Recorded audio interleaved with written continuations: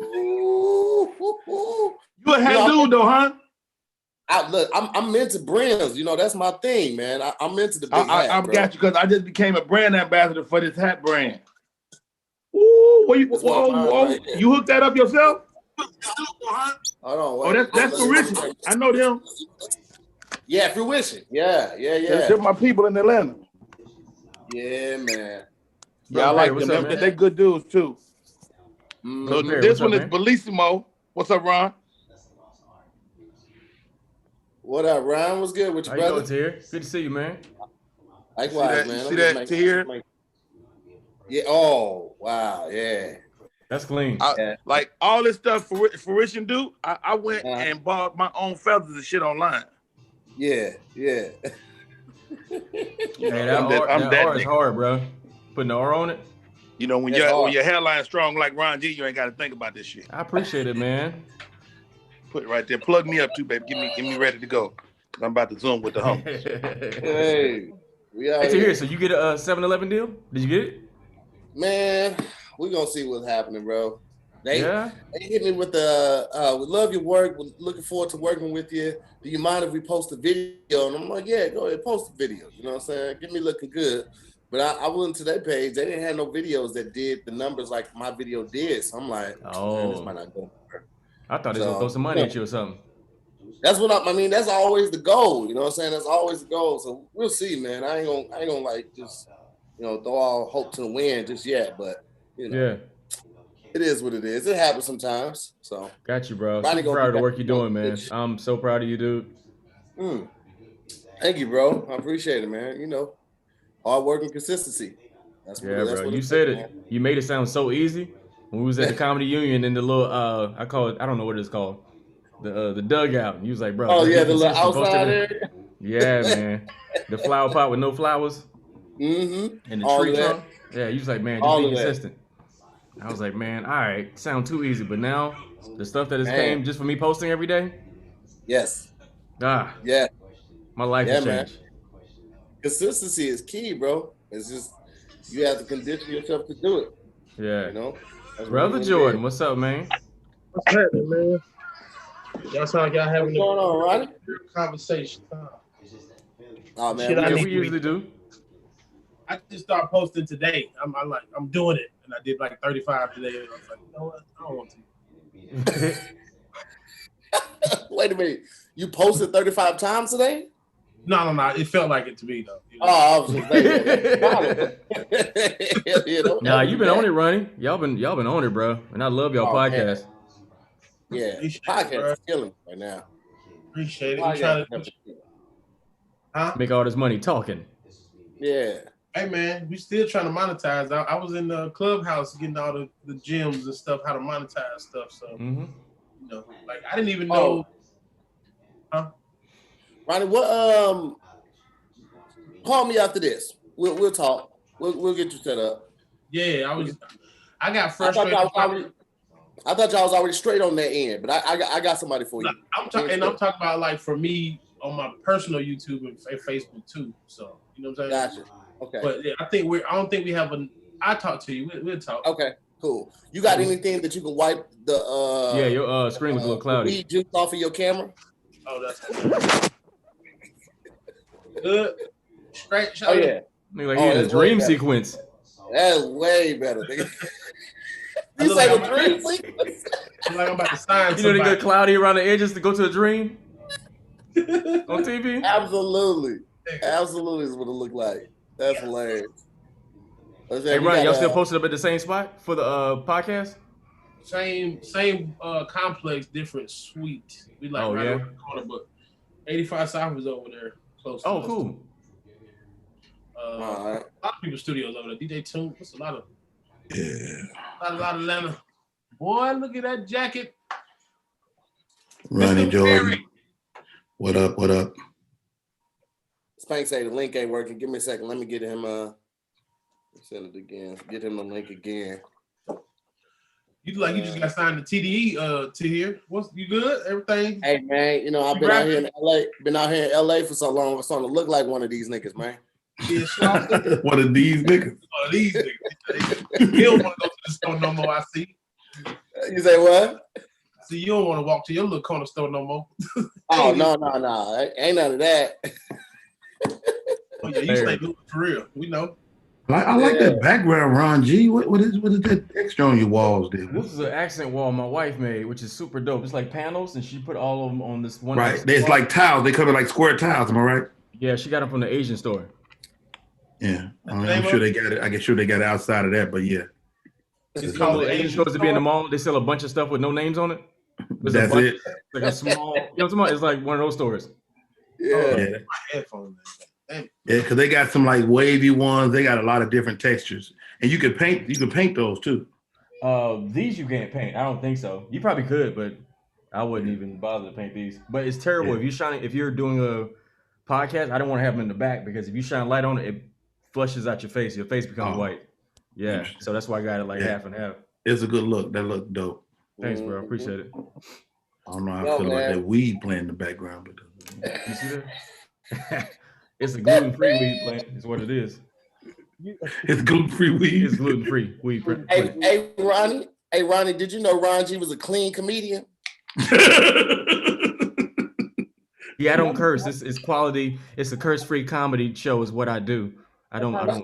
Me too. Ronnie, listen, we were on Clubhouse last night. First of all, I got off around 2 something.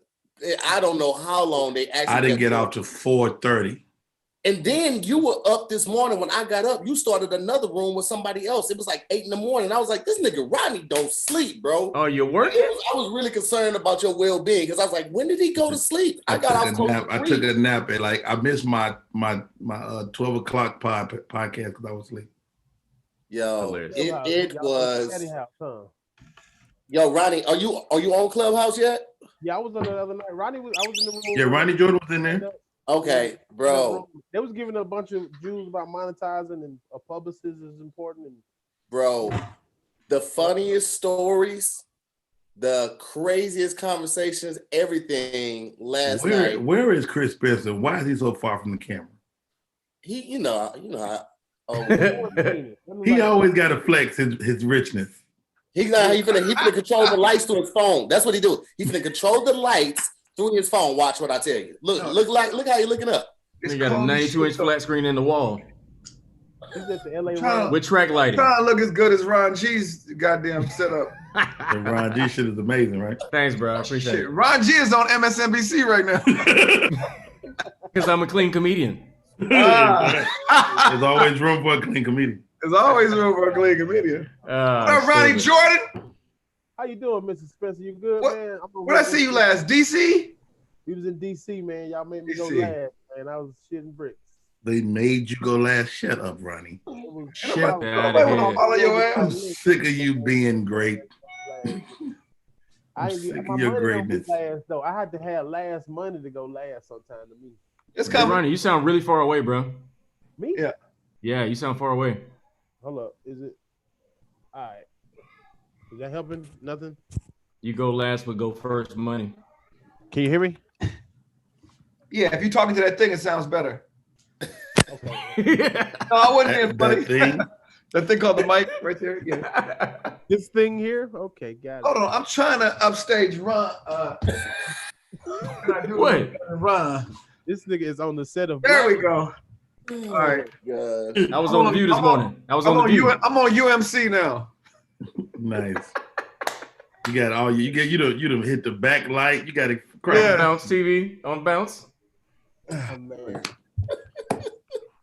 Let me try to get. Frank's still talking about the link ain't working for him. I'm like, bro, how's it working for everybody else? Frank don't know how to work no electronics. He's lying.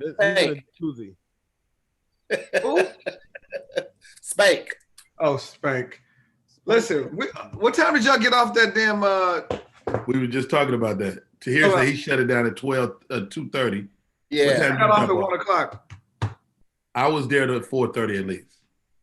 Really? East Coast time. But you look crazy to your wife in the house though, just talking to your phone and listening to it, just walking around looking at the ground.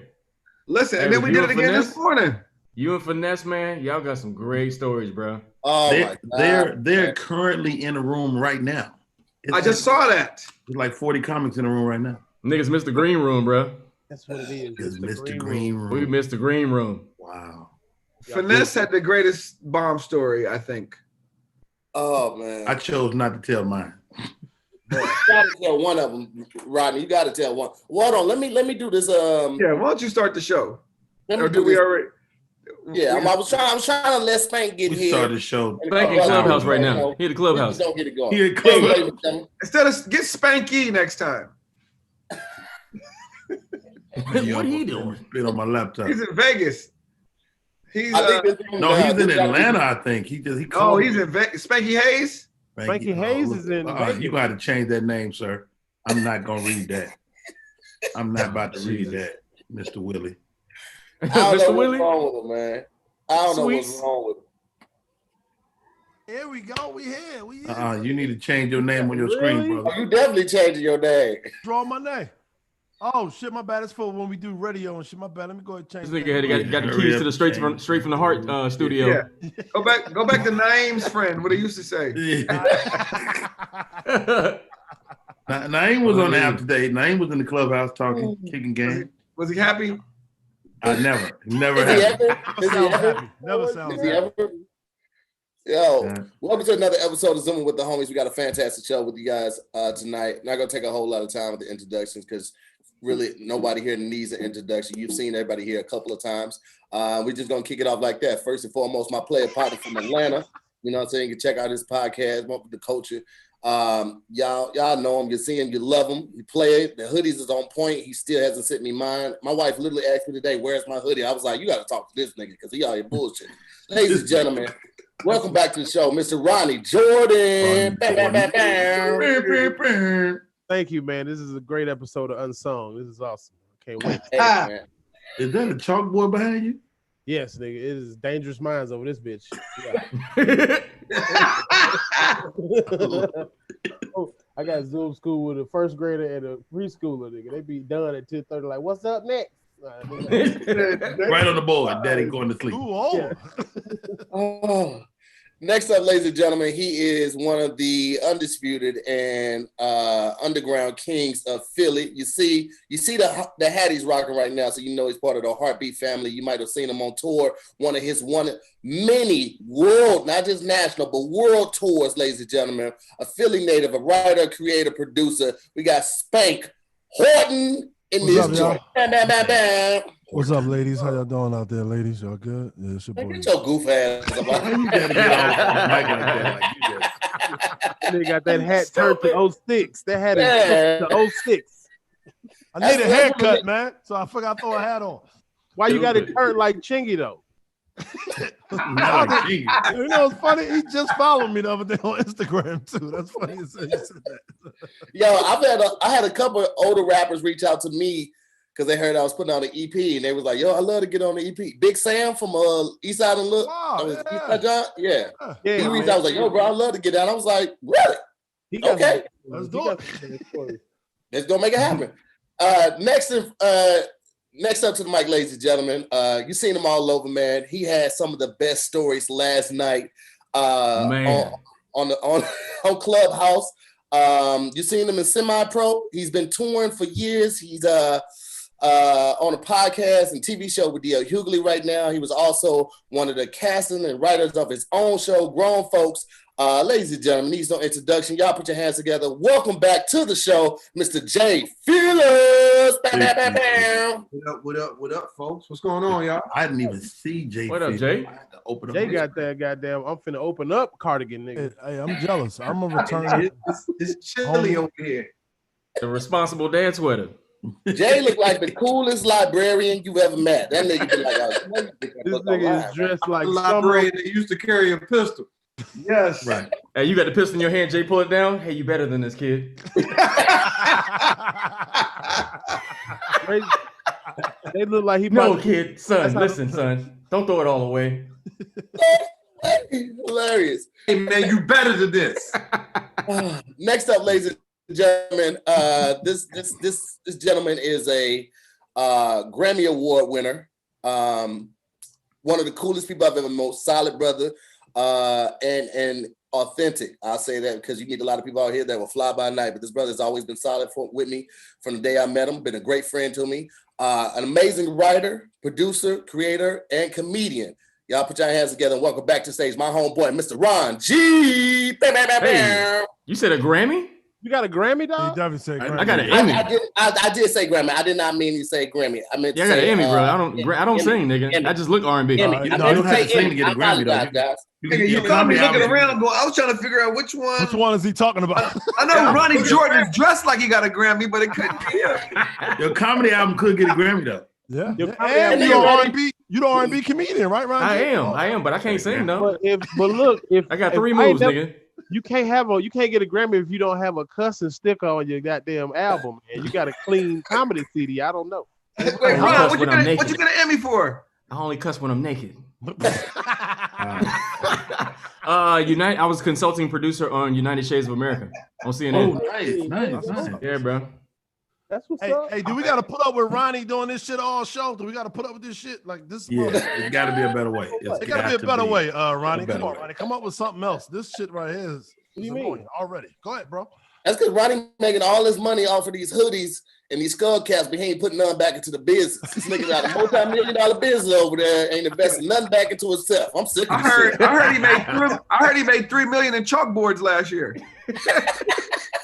I'm actually in school suspension, nigga. This is where. The price of 3 hoodies, you can get a ring light and a mic. Hilarious. They feel like Summer Walker Unplugged down there. You sound like you talking from the outside of your car on the Bluetooth. Like the car. Your microphone sound. But you on the outside. Like y'all still hear me? No, nigga. Hey, your microphone sound muzzle AF.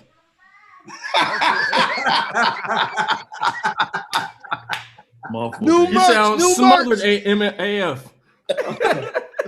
Next up, ladies and gentlemen, he is one of the OGs and highly respected amongst the younger cast, but he's bridged a lot of gaps, especially for me.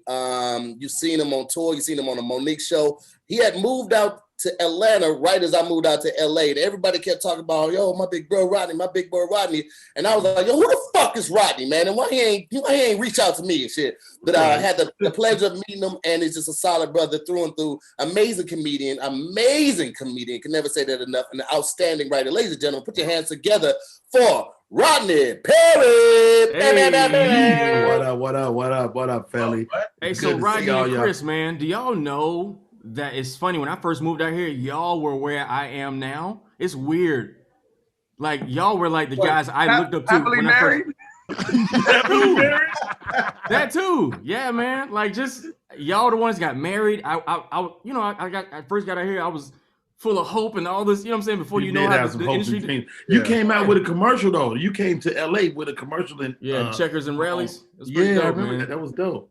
But it's crazy, like cats calling me OG now. Like, nigga, I just host Chocolate Sundays. I ain't no OG. You're an OG. You got over a decade in the game. Yeah. It's just weird, man. But niggas walking out your ride like you in. You got the juice now. You got the juice, kid. You got the juice. Ron, you better than that. And we actually know that guy. I know Mitch Marchand. Yeah, we know Mitch. Yeah.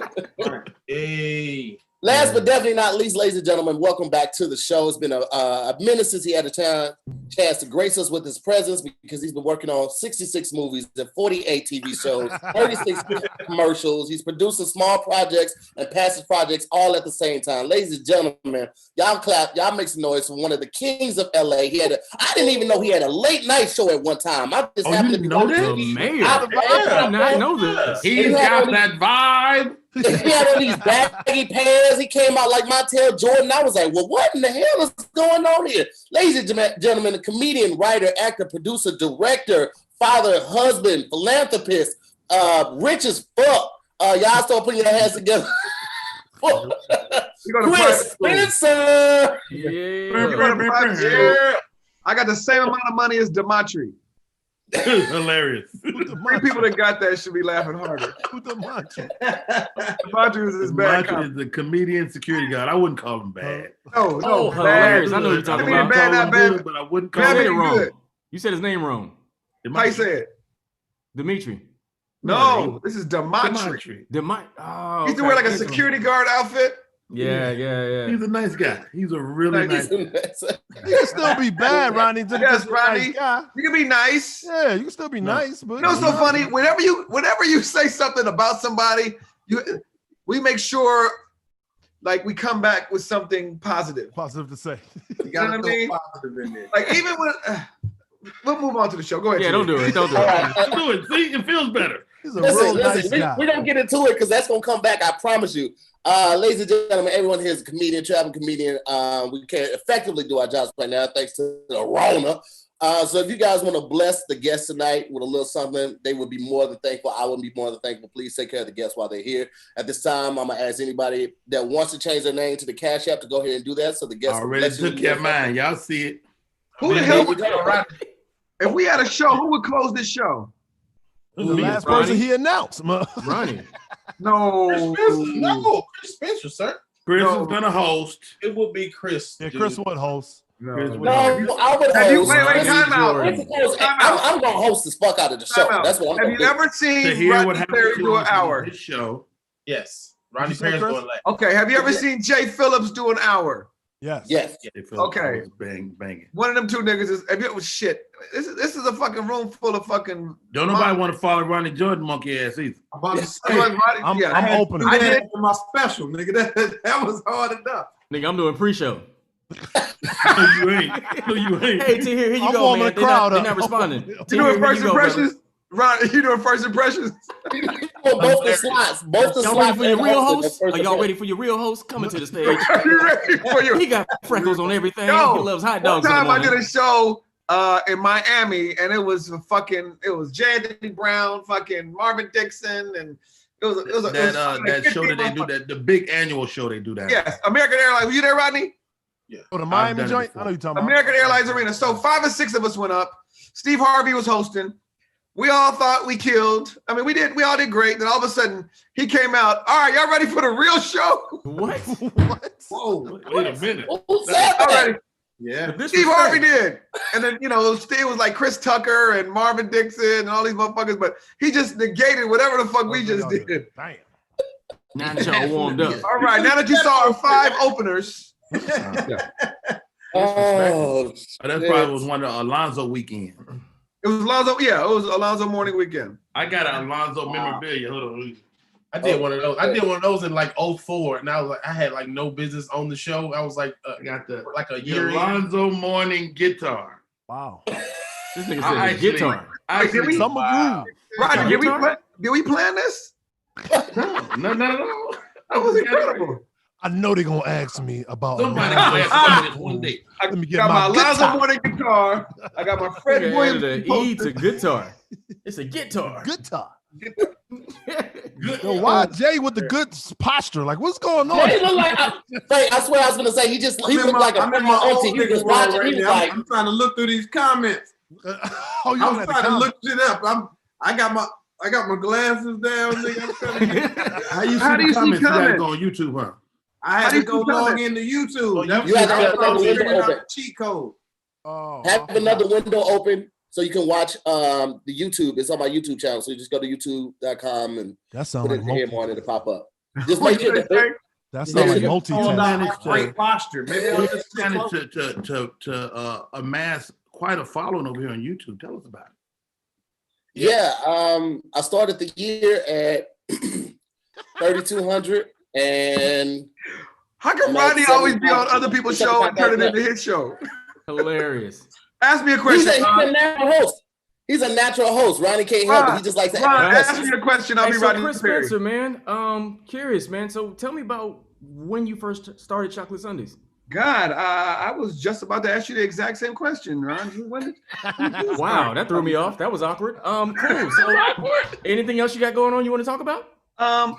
Actually, I have quite a few things going on, but fuck what I'm doing. Let's talk about the time you got the Emmy for working.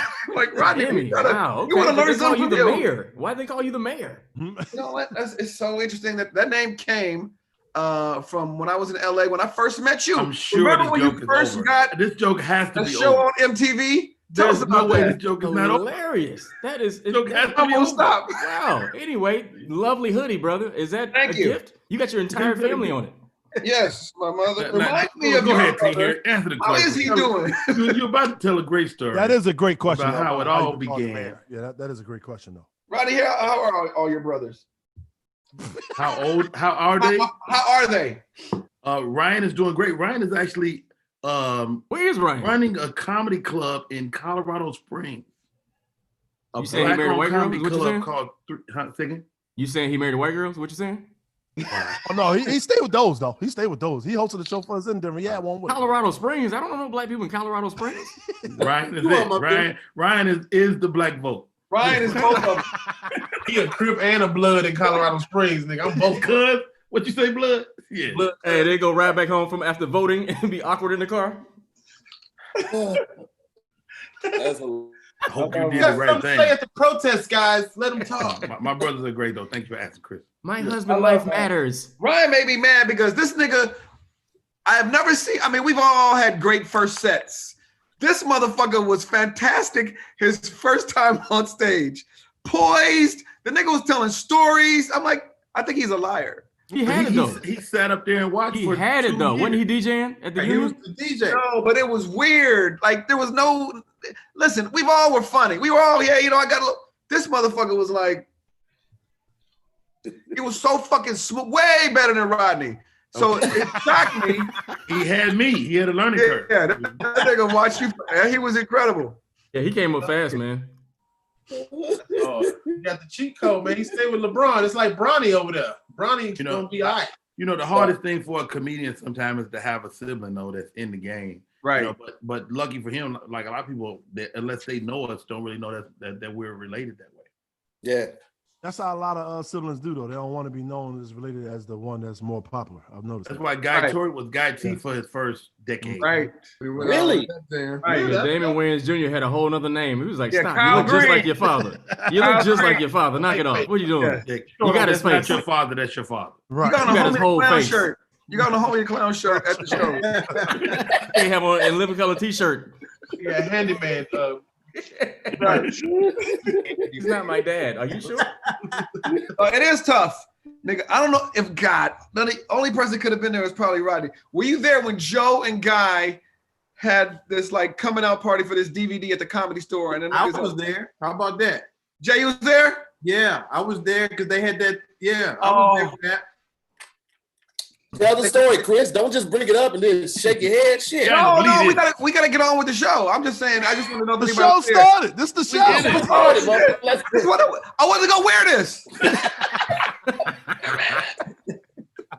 If you would have changed, I would have. No, I'd have cried. He took that. Damn it, I wish I had something. If you'd have took that off, I'd have took this bullshit sweater off.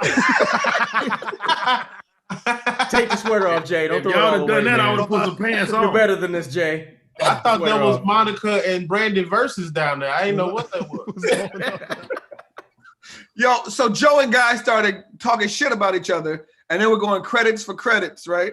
So Guy's movies were fucking. What was the one with Life. American History X. Yeah, he had Life. Pearl Harbor and fucking and he was hitting Joe with all the Master P and all this shit. Yo, it was the fucking most uncomfortable, funniest night in comedy. Then they had a big ass cake. Joe was mad and went back and put his fist through the cake. Really? Them Tory boys. Them niggas was always 3 words away from beating the shit out of each other every time you would see it. I gotta put my money on Joe in any fisticuffs, but Guy is wiry. Yeah. I couldn't have these niggas on the same Zoom with the homies. I had to separate them by a week. I was like, this shit ain't gonna work. They can't even call in. How you social distance a week with your brother? I had to Keep book them niggas 6 days one apart? week, and then the next week I booked Guy. I was like, I Hey, ain't to even here, you gonna keep them niggas 6 days apart, social distancing? Wow. I had to make sure they were in the clear. It was like Brandy, the Brat and Lisa Ray got them. When they had their unsung though, they made me cry. I gotta be honest. Them boys Guy and Joe. Oh, it was incredible. It was incredible. I don't think I saw it. It was great. It was great, bro. I'll check it out. Hey, Guy Tori's 50th was awesome too, Chris. Like you murdered that, bro. That shit You was and so Buddy much Lewis, fun. it was epic. That was fun. Yeah. I opened up for that too. I opened the show. I was a pre-show. It was amazing. You set the tone. You set Now the for the tone. real show. It was amazing. I like doing those. I haven't been to an official one yet. I haven't done it yet. So let me ask you this to here. They had one on what's the shit we was on till 2 a.m. last night? Clubhouse. Some little young boys, but they have no manners. They just be talking over each other. I was like, oh, you talking about the roast room? Yeah. Man, I went in there and they lit my. You ain't know who was coming out. I said, yo, you can't see it. You like, what? Who talking? You don't know who's talking. Exactly. That's the hard part. I be scrolling through trying to see who got that little ring around their head. By the time you get that, yeah. Hey, I did them like Lance was doing. I just started grabbing their pictures and putting messages on them. What's his own? Yo, Lance is killing that. I grabbed that one little dude just put ugly on his picture. Here, have you ever been to a Chris Spencer birthday party? I haven't. Chris didn't like it. Will remind you of how famous you are in LA. June. You think you popping right now on YouTube, Instagram? Nigga, I had TV credits. I walked in and I'm passing out flyers. I'm like, I ain't supposed to be here. I seen Don Cheeto trying to get in. It is the most disrespectful event ever. If you ain't in that clique, man. Ron, I already knew. Listen, as a comic that's hosting a weekly night show in LA, a Wednesday weekly night show, one of the best shows in LA. I'm feeling good about myself. Chris had the show at the Savoy, right? Nigga. I woke up one night just trying to show love, getting in there. Dude was like, yo, where you going? I was like, going inside. I'm a comic. He was like, it's be $20. I said, I don't know if you heard me. I'm a comic. I don't know if you heard me, nigga. It's $20. I was like, you're right. Here, security only come not to let comics in. That's the only reason why they come. That nigga tried to carry me so bad, like I ain't had no money. I paid the nigga double. I was like, look, take a little $20, nigga. Pay for the nigga behind me. Why you acting like that? You know it's me. That used to be one of my biggest fights with Jonathan. Is like, you can't fucking charge comedian. Why? You think he care about that? He didn't give a fuck. Bad knee, security guard, nigga, he ain't gonna get up. He's just gonna tell you. He like on this bad knee. Hey, look, nigga, you gonna have to pay. Yeah, that shit was. I always say I'm on the list, and hopefully they recognize me because I know my name ain't on the list. They got mad at me because I just made a comic list. Yeah, it was like 200 names. I was like, motherfucker, everybody's on there. Let them in. I was like, I took an Uber and the Uber was $40. I was like, nigga, I live out here now. I ain't going back. That's my wing. You had some of the best rooms. Chris, you had some of the best rooms in LA, man. A lot of comics might not know about. Like, remember the spot you had on Hollywood Boulevard? It was like comedy at first and then R&B at night. Oh, you mean R&B Live? That was one of them, but it was another one. I remember performing there, and you were hosting. You had some of the livest. Like, it wasn't at a club, but it was at it wasn't at a comedy club. Upstairs? Yeah. Upstairs. Yeah, that was R&B Live. Yeah, it was like the first incarnation of R&B Live. Yeah, there you go. When they got to, it was incredible, bro. Incredible. That shit was great. Hey, Chris, remember you? That's the first time I saw what's the name DJing MC Light with DJ outside at the after party. Yeah, that shit was dope. That was Greg and Philippe. Those dudes are fucking promoted legends. Yep. That's what it was, yeah. Hey, but what you saying, Tank? Spank? When you had the comedy store and it just said Spank and Spanky Hayes showed up, you're like, yo, it ain't for you. It's the other Spank. I always wondered about the reason why a nigga hate me, because you hit him with, nah, man, it's not you. It's the tall Spank. Wait. Why did he think he got booked if you hadn't talked to him, though? Somebody probably told him, yo, I heard you at the comedy store tonight. He was like, oh, I guess Chris booked me. But you got a Y on your name. You got a Y. Exactly. You ain't supposed to be here. But I got booked for a couple colleges, and he thought he was booked too. And that's the reason. That's the reason why he don't at your gigs. Somebody said I'm supposed to be here. You know, ironically, I saw him the other day. His new 8x10s. The nigga had a plastic cup in his hand. Wow. So he taking your gigs too. It was a blue cup. It was a blue cup. Spanky had a beef with Tyrese for a long time. It was awkward. It was very he was eating him up. He was eating him up, bro. Yeah. Tyrese even said that. He said, yo, man, I cursed you out by mistake. I said, what do you mean? No, somebody bring your name up. I thought they were talking about the little motherfucker. Oh, that's hilarious. He said, residual anger because you had a name close to him? Oh, shit. Yeah. So Spanky Hayes is hilarious. I remember, so we shot the Wild 'N Out pilot presentation, whatever, at the Comedy Union, right? Spanky was in it, killed. Then we got some more money, and then we shot another pilot, killed. And then so they cast it, and they didn't pick Spanky. So we're at the studios, and all of a sudden I'm at the door. I'm like this, and I hear Chris. He's like, I was like, what? He says, Nick didn't call me. I was like, yeah. You ain't win, buddy. I fucking killed that fucking show and the audition. Go get Nick. I said, nigga, we in a meeting. All right. Nigga, he waited, had a conversation with Nick, and that nigga was on the show. Wow. Hey man, he didn't give up. Don't give up on your dreams. Work. And you remember the Spanky and those guys had an improv group before. Oh, they were great. The other level. The other level was incredible. Yeah, Joe Blunt. Yeah. Thomas Ward. Howie Bell. Nigga, they were funny as fuck. In the improv group? Yes. Improv group. Yeah. Improv group. Where they performed at? This is in LA? Comedy clubs. In LA. On comedy clubs, yeah. And they was under Marcus King. They was under Marcus King, and they had a deal too. They had a deal. They had money on the table. Sure did. Wow. What? Shout out to Howie Bell. I hate that I missed that. That shit would have I love Howie. Howie, back in the day, I did a show with Howie in New York. I opened up for him, right? And we was cool as hell. But at the end of the night, I guess he went on MySpace and said, yo, you ain't the real Spanky. I'm like, yo, what the fuck is going on? This is the third time today that I've heard Spanky beef. Nigga, I didn't know that it was. I didn't know that y'all niggas had beef like that. Y'all don't remember the beef on it went a little viral. It was on Twitter. He was coming at me all on Twitter. I ain't respond to him at all. Really? That's probably why I ain't hear nothing. Nigga, y'all it's only beef if two niggas talk. True. Yeah, that nigga was supposed to be a plastic cup, boys. He ain't gonna forgive you for it. Oh, he showed up at that rehearsal. He showed up at the Plastic Cup Boy rehearsal, like. Right. They got killed all these Plastic Cup Boys. Chris will let him in. That's hey, tell Kev to come out. Tell Kev to come outside. Hey, tell Kev to come outside. In the room, bro. He trying to get in the Zoom room. I just hit. All right, hold on. I'm gonna let him in right now. He call himself faux pop now. He'll pull up on your ass. That's right, faux pop. I forgot about that. He faux pop. Watch your mouth. He had one of the best jokes though. That nigga had a joke. He said when the cheeseburger would come out, it was called Cheeseburger Eve. Some shit like that. And it was just a brilliant ass joke. Maybe not.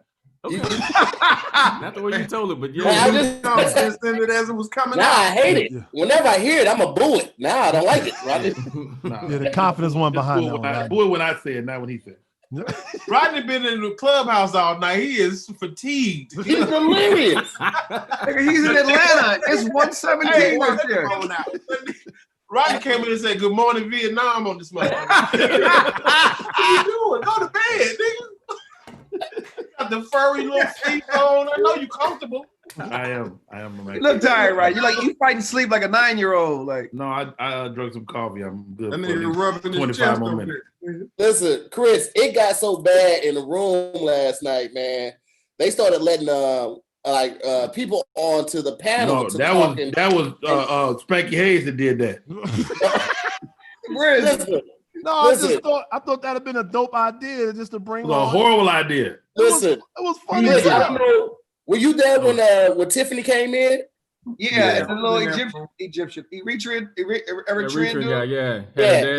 So shortly after you left, then they started bringing people up and asking them questions and stuff like that. I think you was gone by that time. So any dude that they brought up, if he didn't make them laugh within the first 3 seconds, they was on this nigga neck. I mean, Godfrey was good. You gave him about 30 good seconds. It was like, yeah, this story sucks. We out of here.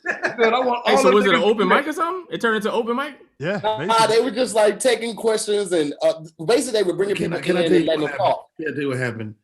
Mr. King Spank decided. Sweet Willie. Hey guys, why don't we let the people up? Let the people start talking. I said, what the fuck? So then he let 40 people up. Now we got to sift through all the bullshit. But Godfrey made it incredible though. I gotta give him up. Godfrey's incredible himself. He is, man. Doing the Cosby beat. But what's funny about Godfrey, he's always been a great comic. All of a sudden this year, the nigga lets us know he can dunk. Like all these fucking impressions. Impressions, I know, right? Yeah. Nigga, we didn't know you could do all this. Oh, nigga, the Steve Harvey makes me cry every time. I absolutely did. I knew Nigga, the that. Steve I knew that. Harvey is incredible. that nigga I've came been here with going on with him the on live the last couple Yeah. weeks, and we've been going On the board, the Barack survey says. Obama against Steve Harvey. I do the new Mike Tyson, because Mike Tyson's changed now. It ain't the same niggas it used to be. This the new weed smoking Mike. That nigga got fighting on. He's talking to you. Hey, Mike Tyson is scary. No, Jay, you gotta add when he fucking flips the switch on some of his guests sometimes. And go like I'll kill you. Have you ever had What if I fucked you in your? What if I fucked you? You be like, hey, nigga, what happened? Wasn't nobody talking about fucking. The scariest part about Mike when he telling a story and he paused and he sound like he constipated. He go. I'm like, oh shit, Boosie dead. Hey, the funniest part about that fight when they was like, "Hey, Roy, would you like to fight him again?" He was like, "Let me ask my family. Let me check with my wife and see what she says." Then Mike bullied today. Like, he's gonna fight again. What about me? What about me? He'll definitely fight again. What about my ass? What nobody worry about my ass? What about What's me? the next undercard? Nobody was worried about you. Hey, did y'all hear the you guys story? Undercard? Did y'all hear the you guys story with Mike? Uh-uh. He was a kid. He was like 8 years old. He said his mom got robbed, and he said, for a fact it was Mike Tyson. So he did it on Vlad. So who said this? You got from Wu-Tang. From Wu-Tang? Okay. You got from Wu-Tang. So he was like, yo, I know for a fact it was Mike Tyson. So it's been years later or whatever. So what's the other fighter from New York? Bald head from New York. Little nigga, Fort Floyd. Oh yeah, Zab Judah interviewed Mike and was like, "Yo, you guys said that you robbed his mom for earrings when he was a kid." This nigga Mike said, "Oh, that's what you guys said? Well, tell you guys to come ask me for his money because I got money now and I give him the money back." I was like, "Nigga, I ain't gonna ask you for that money." I'll be damn. You could just have my mama. You could just have my mama. Here you go. You can take the whole mama. My mama when I was 8 years old. Her earrings. You can take everything. When the scariest Mike when he start calling himself nothing, I'm nothing. You be like, oh shit. Yeah. Don't let him be about to cry. Yeah, when he say I'm nothing, it's like, he go,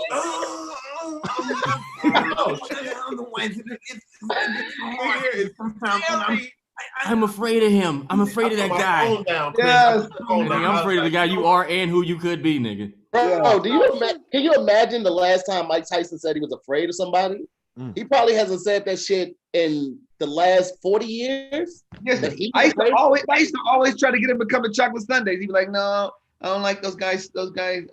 Yeah." I'm like, "You want to say is you gonna fuck somebody up if they say something about it?" I will. I can't take it. I don't like when people talk about it. I know they're gonna come at me. I like, yeah, you gonna fuck somebody nigga, up. God scared of Mike Tyson, nigga. Like, hey, bless you, brother. Bless you.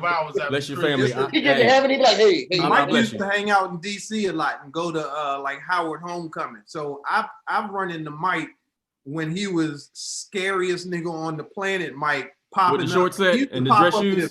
Like that. Huh? He had on the short set. The time that we saw him, to let you know that he was still on that bullshit at the time, we were standing on the fence right outside the 7.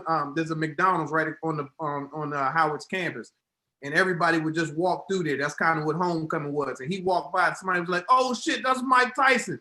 And one of the dudes in the group did his voice. They was like, "Yeah, that's Mike Tyson." This nigga heard him and turned around and stepped back and took 2 steps forward and said, "What the fuck you say?" I didn't say nothing actually. Just like on ready for the bullshit, dog. Like, what's happening? Nigga, if you on your parents' insurance, you can't talk to Mike like that.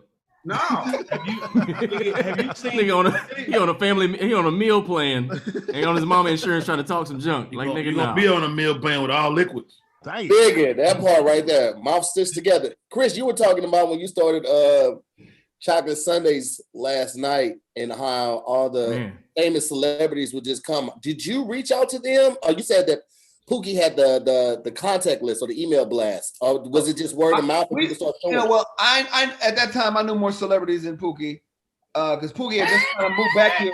No disrespect. Pookie got fucking. I got the people who didn't pay, and Pookie got the people that paid. Right. So, it just the word of mouth on a Sunday just started to spread, and his marketing prowess was fucking ridiculous. Like, right. We were sending emails out to people were in buildings in Koreatown going, what is chocolate fucking Sundays? Flyers everywhere. He just had a knack for doing that shit. And so in terms of celebrity, I saw him, you know, these are my peers. So I would see them and say, yo, come to Chocolate Sundays. They would tell other people, and they would tell other people, and it just became an event. But Chris, the energy, was man, definitely I the place to remember be. I was in Atlanta, man, like early 2000s. And I came to visit, bro, because James Andrews, y'all went to UCLA together. He went to my church in Atlanta, and he, I guess, connected me with y'all, and I finally got up, bro. But the energy being used to, like, I remember in Atlanta, I was performing in bars. You know what I'm saying? And niggas come to watch the game, and it's a comedy show that just happened to be there. You know what I'm saying? But to walk in that room and all that energy, you got people looking down on you. Like, it's the most intimidating thing to a comic who ain't never seen them lights before. Like, it was, but you had it rocking, bro. It was crazy to see it. And you got to think, Chris Spencer has this simultaneously with the Improv Monday night being crazy. So this was two nights, crazy. You know, back to back that was crazy in LA at that moment. It was 3, because then Tuesday night was Tuesday was it was crazy. Yeah, Guy was actually first. Guy was first. Guy was first. Oh. And then Guy kind of teetered off, and then remember Giroux came around and started doing Tuesdays too. It was like Joe Claire hosting, Joe Claire and Red, maybe. Joe Claire was fucking. Joe Claire had a band. That shit was fucking incredible. I'll be honest with you, I was up to that was way after what we talk about this time frame though. Yeah. No, but I was up to host that. And once I found out it was between me and Joe, and I was like, nigga, please give it to Joe. Joe, I wish that he would do a late night show, because to me, that's his vibe. His vibe is a late night show. And I was like, this is your chance to show him that's what that is. What about Zoo Man hosting Monday night? Was that shit? Let me tell you something. Whatever you've seen, of course, D-Ray is amazing. What they doing over there Monday night with him and Spike and them built, that's all great.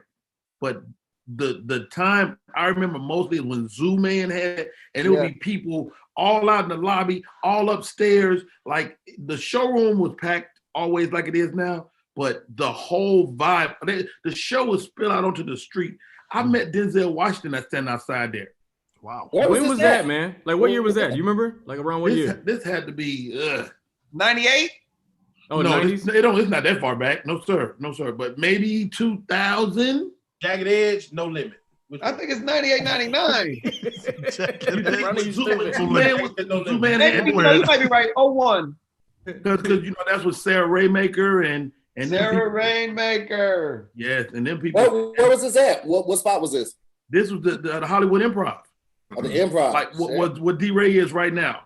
That show has been going on that night for a couple of decades. I remember a funny story. So I used to always go black room, white room, black room. I bomb in the black room. I don't want to see niggas for 6 months.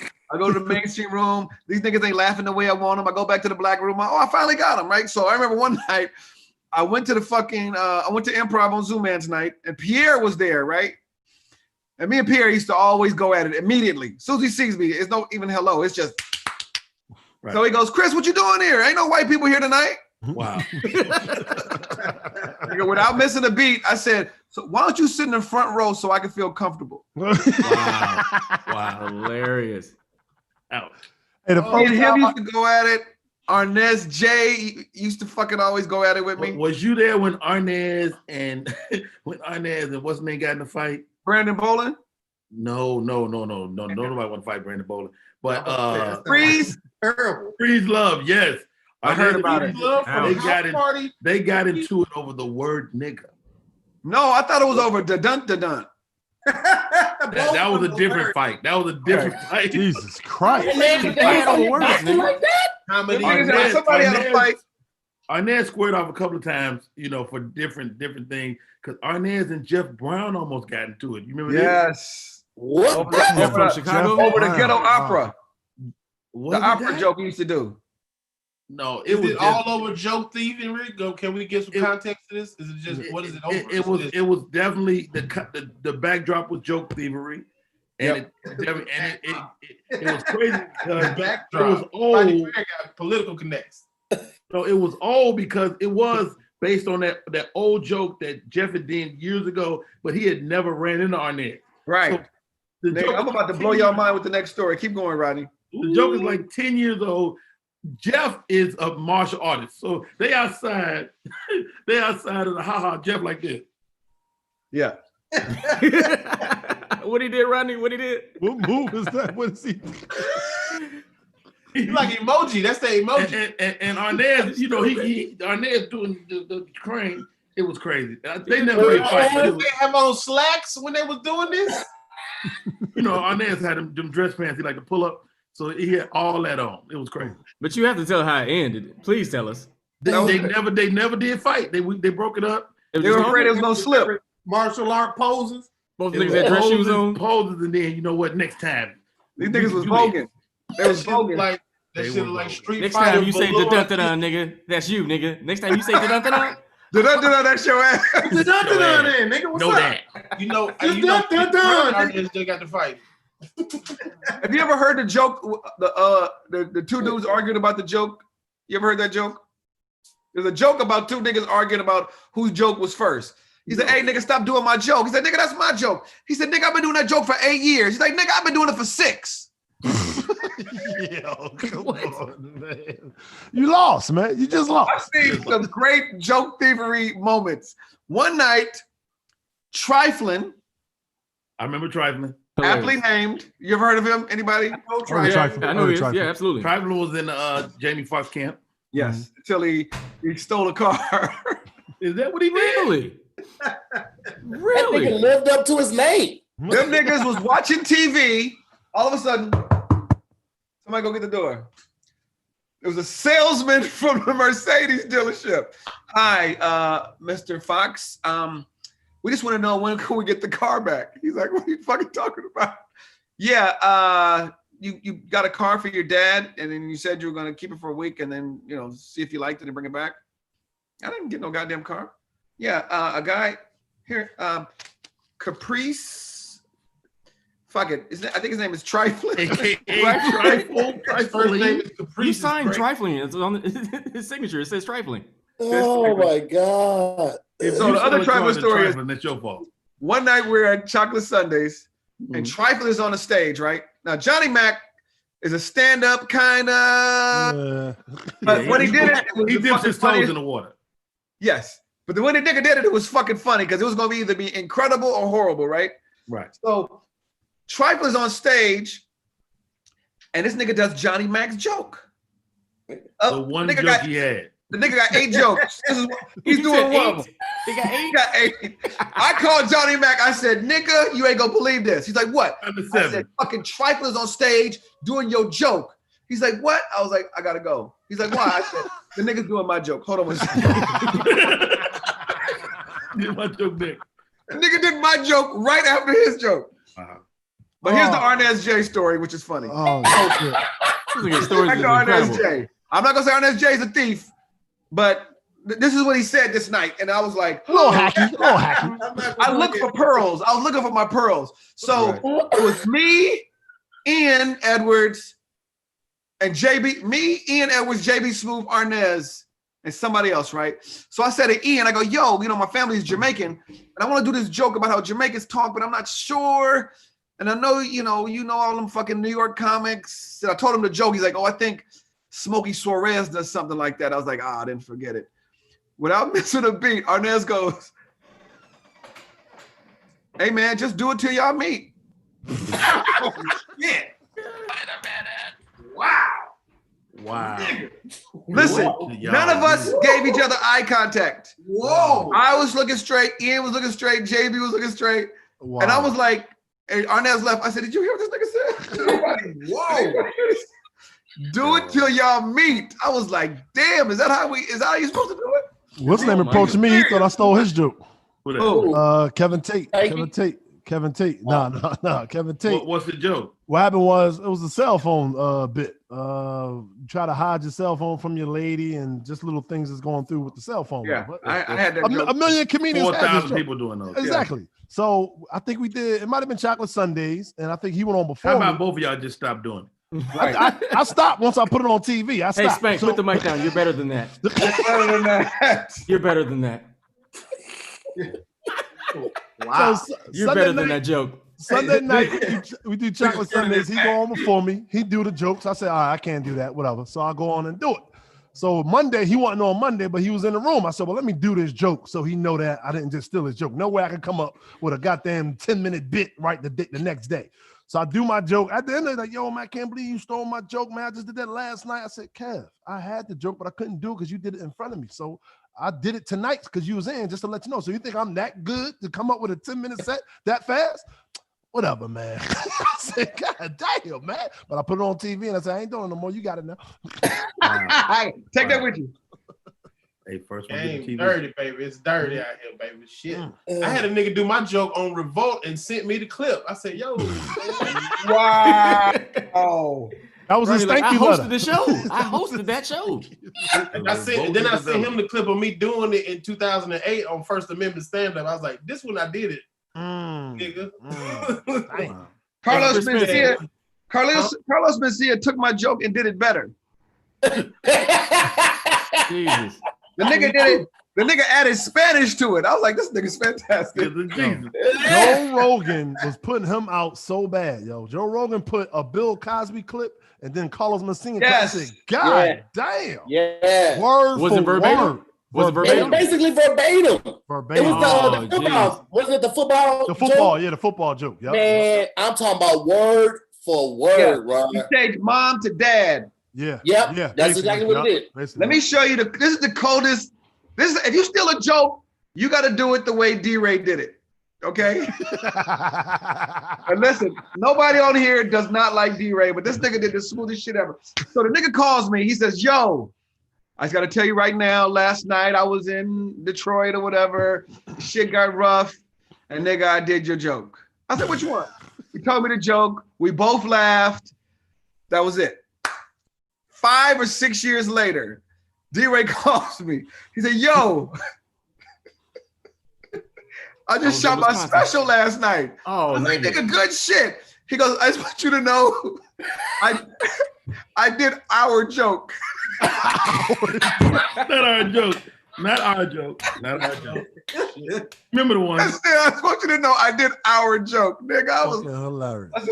I had Hey, y'all got one joint calls. custody of the joke? Yes. I had one of those calls. So Cat Williams drops by my house. He's at this point in his career, he's already Money Mike. You know, he's already Money Mike. He's almost gone. Are y'all in the Bay? No, we're in LA. This is after Friday. Okay. And hey, I'm outside. Come out, Dom. I come out. That sound like pistol shit. I come out. The man is ride around. So we ride. You know, he's like, you know, I can't really walk into places no more. I can't. You know, hey, you want to pair Jordans? I'm like, nigga, what? No. Wait. He didn't even ask your size. He was like, you want some shoes? Yes.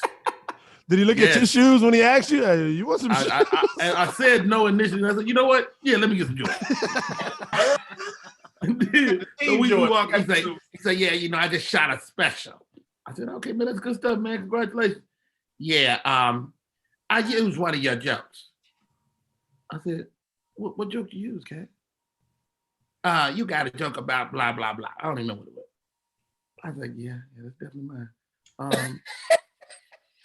All right, man, you know, I mean, don't even trip. What do I owe you? I said, you don't owe me nothing, man. I mean, you know, we go back too many years to worry about one little joke. All right. So we still together for another couple hours. And I go, you know what? I got a check coming like next week for a gig of deposit. And I don't want to have to wait for that deposit. If you could loan me like $2,000 till this deposit come through, you know, and I'll get it back to you. I didn't see this dude for 4 years. After that, I did not see him. So he never gave me nothing for the joke, and I don't care either way. But I don't even remember what the joke was now. Boy, the reply to this shit finna be off the chain. It's going viral. It's a true story. Turn it on live. And you know how it's gonna go. Rodney Perry and Kevin Hart's boy coming at Kevin. Hey, Spank, he breaks his silence. Rodney finally breaks his Plastic silence. Cup Boy and Rodney Perry breaks his silence. Rodney Perry knew his Plastic Cup Boy. He's at 11. The funny thing is, Rodney gave up all his friends to become sat up there and just watched. Just one. Yeah. Nigga, all the plastic cup boys used to be Rodney Perry's best friends. Kevin stole all my friends. Hilarious. This nigga stole your jokes. That nigga stole your friends. All Kevin's legitimate Oh, you a friends Chevelle, don't you? are useless. Spank. You a Chevelle then. I stole my best friend too. My roommate was fucking Wayne. That was my roommate in college. He stole your friend too. He was my roommate in college. That's how Wayne came around. The nigga took Pookie from me. It's the French invention in this bit. French invention. That's so funny. Kevin ain't shit. I tell you, It's all Kevin's fault, bro. No, Kevin is just a better friend than we were. We were. Zero fucks given is how he feels about us.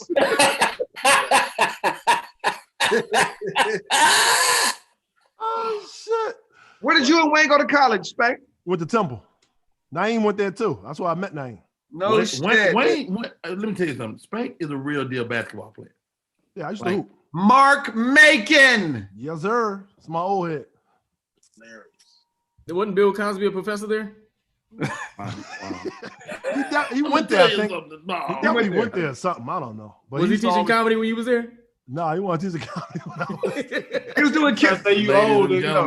Bill was doing chemistry. Chris Spencer, that's brilliant, this young brother. man is on the That's Rodney brilliant, Perry brother. This how you make It's Spanish here. fly. I had to beat you to it, Ron. Oh, that was brilliant. Ladies and gentlemen, I invited somebody. From the youth. Hey, Chris, he like in a lab like this? Bunsen burner. He was doing Vanessa Mitchell. Bill was doing chemistry. Hey, what up? Don't really take him out. That's brilliant, brother. Who got that? Somebody got the screen on. Ladies and gentlemen, I invited somebody. What's going on? That's gotta be Somebody got Finesse. that YouTube on. Let's turn the YouTube off. Turn your radio down. Vanessa Mitchell. That's hilarious. Look at you and hear you. Hey, Finesse just came from Clubhouse. He was late. He heard it the whole time, was just looking at it and listening to it. I think it was in Clubhouse. Like, sorry, I'm late, fellas. I was in the Clubhouse. I was moderating. I was moderating, zooming with the homies, and I was gonna come over. Oh, gotcha. Turn your radio down. Gotcha. My bad. Hold on. That's the nigga that called a radio station with his radio up. radio down. Turn your Hey, did I radio win? down. Did I win? Why he responding to the YouTube? He didn't respond to us. He responded. Oh yeah, you right. I heard me tell him to turn his radio. Hey, did I win? Kevin Nash, did I win? I'm glad you asked. Turn your radio down. But did I win? Am I calling number 7? What's crazy? I'm sitting up there watching the YouTube, and I see me but listening to y'all, and I'm hearing a delay because I'm in the high. too. This nigga high. I know, right? Those I'm ain't trying regular to get candles. ready. I'm like, they can't see me. I'm like, oh shit, they can see me. Shit, they can see me. You can see everything. I didn't know you smoked weed until right. I was Nigga, it's like seeing one of your teachers with a blunt. Like, Exactly. yo, what the fuck? Hey, Ron, it's like seeing a nigga you respect. Seeing a nigga you respect we get knees. to it. That's what we doing. We get to it. Let go. It's like seeing a nigga you respect knees. You ain't never seen Obama knees before. You like, your knees? Professor Ogilvy. I remember I ain't when never seen Dr. King knees before. I remember when I did Rodney Jordan's podcast, and it was so much weed and so much smoke. It was like and I said, "No, man, I don't smoke." And so they kept trying to offer me weed, and Ronnie was like, "No. This my friend. He get white checks. We not fucking up this man paper. Finesse, you don't have to smoke." But man, I'm sitting there like just shaking, like, oh, look at the weed. High grade. It was good shit too. It's more than culture. Ronnie, I can tell you smoke that creme de la creme. And I don't know how you get that in Atlanta. Man, hey man, you know we don't discuss mob ties around here. You know what I'm saying? I gotta take the paper that got the cushion. I get it. I had to teach school in the morning. Don't do that. Okay. You see the chalkboard. Don't do that. Am I the only one on here that don't smoke? Wow, that's I crazy. don't I just smoke. I don't excused smoke, myself to go get my blunt, and I come back, it's a whole nother nigga here. We tried to replace I'm Jay high Phillips. already. What happened? I'm high as shit now. Hey, Phil's got so much brown on, bro. It's so funny. It was like Jay Gone, bring in Finesse. Jay, put the blunt down. You're better than this, Jay. Put the blunt down, Jay. They got damn near the same outfit on. I thought the hats was the same and everything. I was like, these same niggas. They got Unless you play football too, right? Yes. Yeah, I played football for Miami. What position? Look behind me. I played cornerback and strong safety. We won a championship in '91. I got kicked off for grades in '93. Tell them who was on your team. Shit, all of them. Dwayne Johnson, Warren Sapp. Like D-Rock Dwayne? Yeah. Nigga, that was Dewey. You seen him with the turtleneck and the fanny pack on? Oh, man. That was him? That year? Dewey. Yeah, man. By the steps? Quiet dude, man. Man, I could tell y'all some UM stories. We had Rohan Marley on the team. That's my dude. This dude, he had just reached a settlement with his estate. And I believe he was getting in college like $75K a month, just as one of the sons, one of the kids or whatever. Man, this dude drove his motorcycle on the practice field, and the coach was like, "Hey, get off the field. What's wrong with you?" He gets the bike off the field. We in the huddle. This nigga butt pad starts ringing. This nigga pulls out the first cell phone I have ever seen. That's hilarious. I'm like, damn. But that's my dude, man. I love that dude. That dude has done so much personal growth that he's an amazing guy right now. Yeah, Lauren Sapp too. Is that the Lauryn Hill baby daddy dude? Yeah. Yeah. He had that nigga dick ruined hip hop. Wow. Yeah, he had to go through some album out of an angel because of this nigga's curve. We can't get a second album because of this dude. Because of this nigga. That's real shit, though. That's real shit. Hey, Ronnie, she ain't been on time since. Cash out Ronnie Jordan for that joke and that joke alone. Yeah, she ain't been on time since. That's hilarious. Remember the unplug after she came back after Miss Education? Wow. And she was just like, I was like, this nigga beat the back out. This nigga. Wow. Yeah, man. Yeah, ruined hip hop in the Queens, all that I shit. Hey, Finesse, at one point tonight, man, I want you to, if you don't mind, to retell that story. Greatest story in Prince story, please, Prince. You talking about the Apollo? Where they started, then they did it up again. He had won them back, and then they started again. You talking about the Apollo team? The Apollo story? Yeah. So, nigga, I told that story. I called Finesse. I said I told that story 46 times. And by tomorrow, it's gonna be my name inserted instead of his name. I mean, we all Chris was like, I told our bombing story earlier. I mean, we should all have some dope bombing stories. Oh, we should all have some dope bomb. I brought, y'all know Matt Rife, right? Yeah. So I did me and Rob Gronkowski are good friends, and he did the Gronk cruise. So all his you was on that cruise, the one that went viral when he was drunk? Yeah. Wow. So I was on that cruise, and I provided the comedy, and I brought Robert Powell and Matt Rife. Jesus Christ. And Robert Powell, Monroe, Louisiana. Yeah, man. That boy fun. I ain't seen him in a minute. I gotta check on him. Oh yeah. Robert is a nigga got a sack card and moved back home. He's a Renaissance man. He 3,000 a comedy nigga.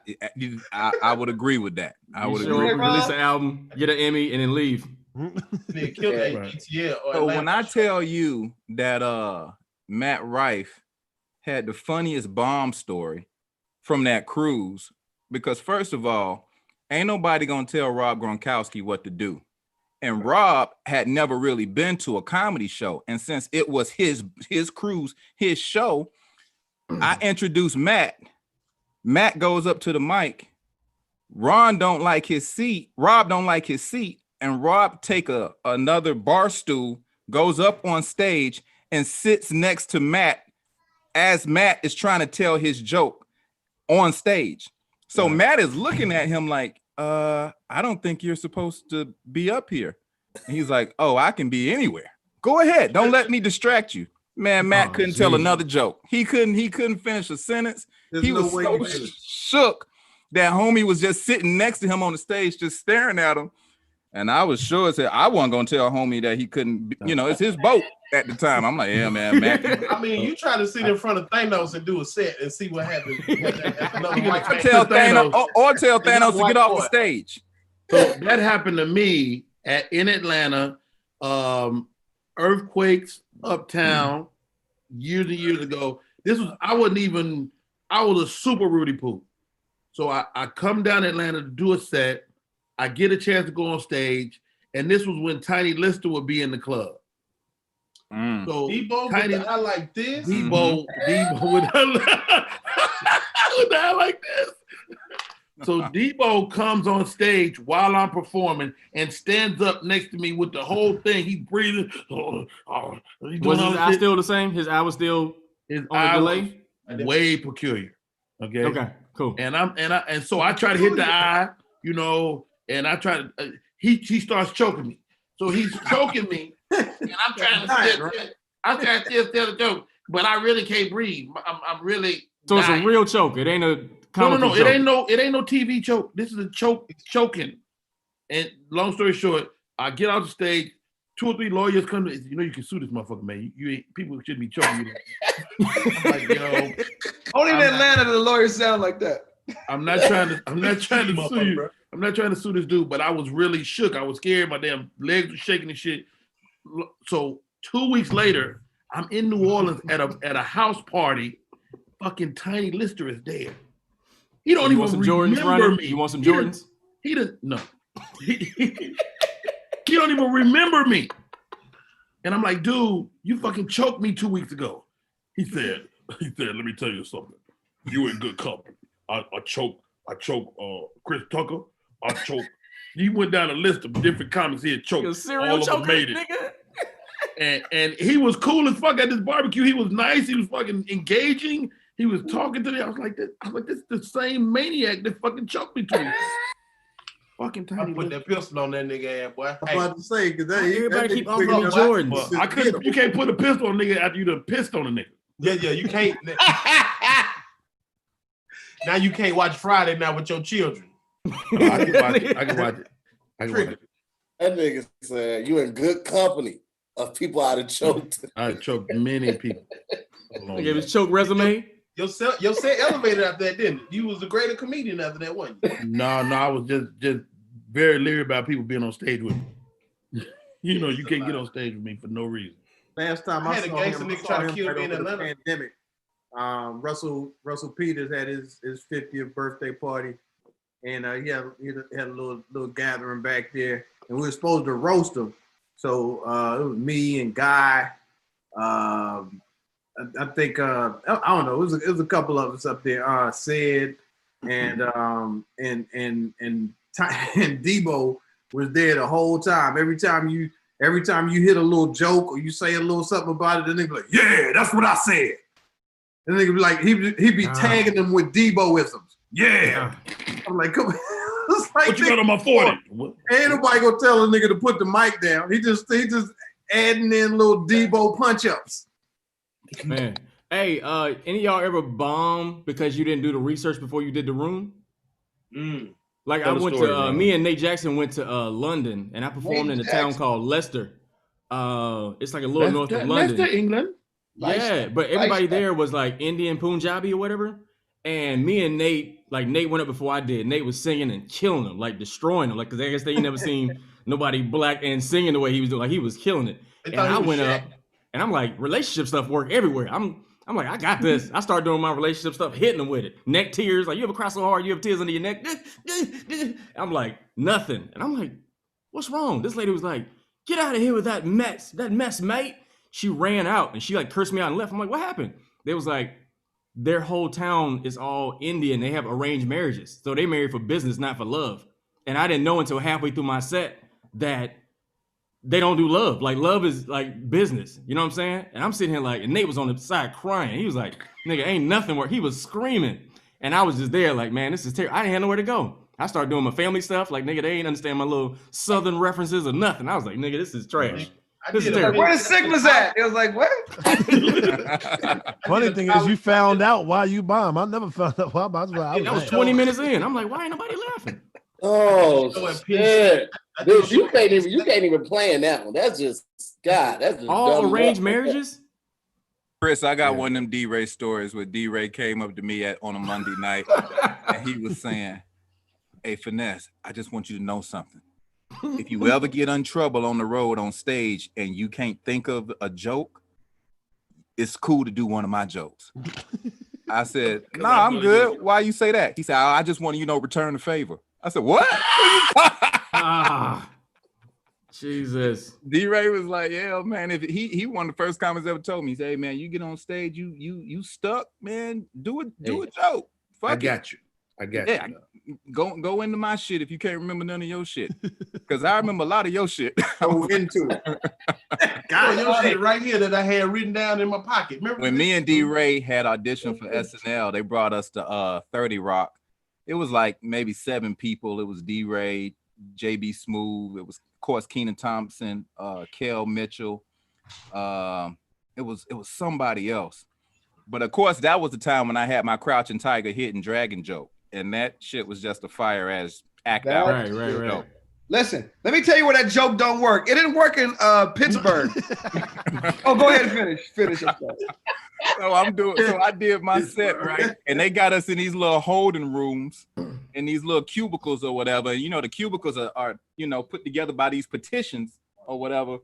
And so after I do the audition in the studio, this dude named Higgins and Shoemaker and a couple of the brass come into my little dressing room, and they said, so is Finesse your real name?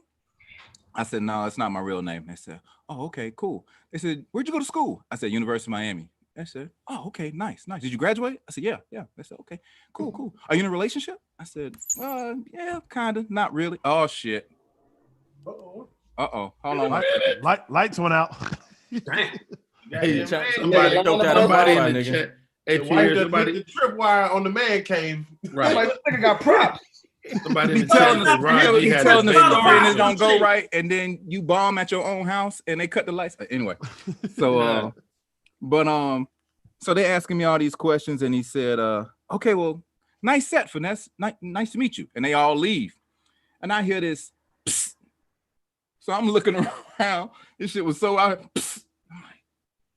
He go, "Hey, Finesse," and I look at the petition. And how D-Ray got them green eyes. I saw this eye looking at me through the wall. So I get up to the wall. I said, "What's up, dog?" He said, "Hey, man, I think you got it." I said, "Why you say that?" He said, "Because I went before you, and then nobody come in here and ask me shit." I was like, "Oh, well, we'll see." Wow. Sure enough, man, they didn't make their decision for whatever reason, and we ended up auditioning at the Laugh Factory on some impromptu shit, and I just had one of the best sets of my life that night. That shit was fucking. Yeah. The paint was peeling. Yeah, man, that was just a fire ass set. I remember those moments when you booked it. You was on the show the first night you was on the show. Like you was in the show that night. Because they kind of warm you up, get you into a schedule. You was on that shit immediately. Shit was incredible. Bro, I had one of them stories where, and I never really told this story that much, but I had a girlfriend. We were living in the jungle adjacent, down there off of Stocker and behind the Magic Johnson Theater. Stocker and Mayhem. Yeah, I'm about to say, what, ain't nothing good over there. Stocker and we jungle adjacent, and she says, you live by out of the. Let me tell you how you in the hood. We had probably 1,600 square feet in this apartment, but was paying $510 a month. God damn. $510 a month. You know how sometimes you go in the hood, an apartment is huge, but your rent is like nigga all inclusive. Everything, yeah. Lights, water, Wi-Fi. And the crazy part is some months we had 2 people, we had trouble making rent. So I ain't gonna never forget, man. My lady came up to me and she said, listen, I love you and I believe in you, but I feel like we should break up. And I said, why? She said, well, I'm just, I'm not trying to be selfish, but I'm thinking, you should have, something got to happen by now, and it didn't happen. and I believe in you, but I think we should break up. So naturally, I'm like, who you meet? Like, who you meet? What's going on? So anyway, man, it was just one of them situations, bro, where I'm like, now my pride is like, you know, fuck it, I'm gonna leave. And I told this joke on my special. I literally tried to sleep in my car because I didn't want to stay in the house, but I didn't know where to go. So I was just chilling in the goddamn jungle in a cul-de-sac, sleeping in the car. And this is one of the first jokes on my Spirit Told Me to Tell You special. I said, man, somebody tried to steal the car with me in the car. And you ever think you're gonna say some gangster shit if somebody violates you like that? But they woke me up out my sleep. The toughest thing I could say was, hey, somebody's in here. I'm in here. Hey, man. I was like, that was empty. But you and Melanie are cool now, right? Yeah, man. Yes, we are, sir. Yes. Wow. When I found out I got the damn SNL gig, I told my old girl, that we wasn't, you know, and we weren't together. We was friends, but living in the same apartment because neither one of us could move out. I told her, I said, yo, I got the gig. You know, she was like, oh, congratulations. Oh my God. I said, but I got so much running around to do because they want me to get on the plane tonight. She was like, okay, you go and I'll pack you up. And I was like, okay, cool. So she packed my entire bags, everything. And I called all my friends. We went to Bar Marmont on Sunset, and we had like a going away party celebration, and she never knew. And when I got back to the crib, all the bags was there. And she was like, so, oh my God, I can't believe we did it. We did it. And I was just like, we? Remember the Little Rascals? What do you mean we've been broke up for like a month now. So I wonder why I was this many bags. Right. But that was one of them moments where I went to New York. I left that apartment and really never looked back. And I always tell that story to other comics about find somebody who is truly invested in you. And if not, stay single. Because comedy don't have no, you know what I'm saying? Comedy get real jealous. You know what I'm saying? And what's crazy about comedy is the girl you dating get jealous of comedy. Yep. She should be. All them damn meet and greets, all them instant fans right after a set, and she looking at you at your dopest moment, and then y'all both driving back to the jungle after the show, and don't nobody know how y'all living. Yeah, I'm married to comedy. I'm cheating with my wife. Hey. Chris, everybody's talking about who the hell just walked in your room. Are you okay? Do you need saving, or are you all right? What? Yeah. That's the wife. Oh, that's little Chris. So just sitting on the couch, they got the pistol pointed at you. Like, don't say nothing. Don't say nothing. So that's Chris did look less. He got less funny by 2 degrees. Earlier. What'd you say, Chris? I think he got less funny a little bit. He like D-Ray walked in earlier.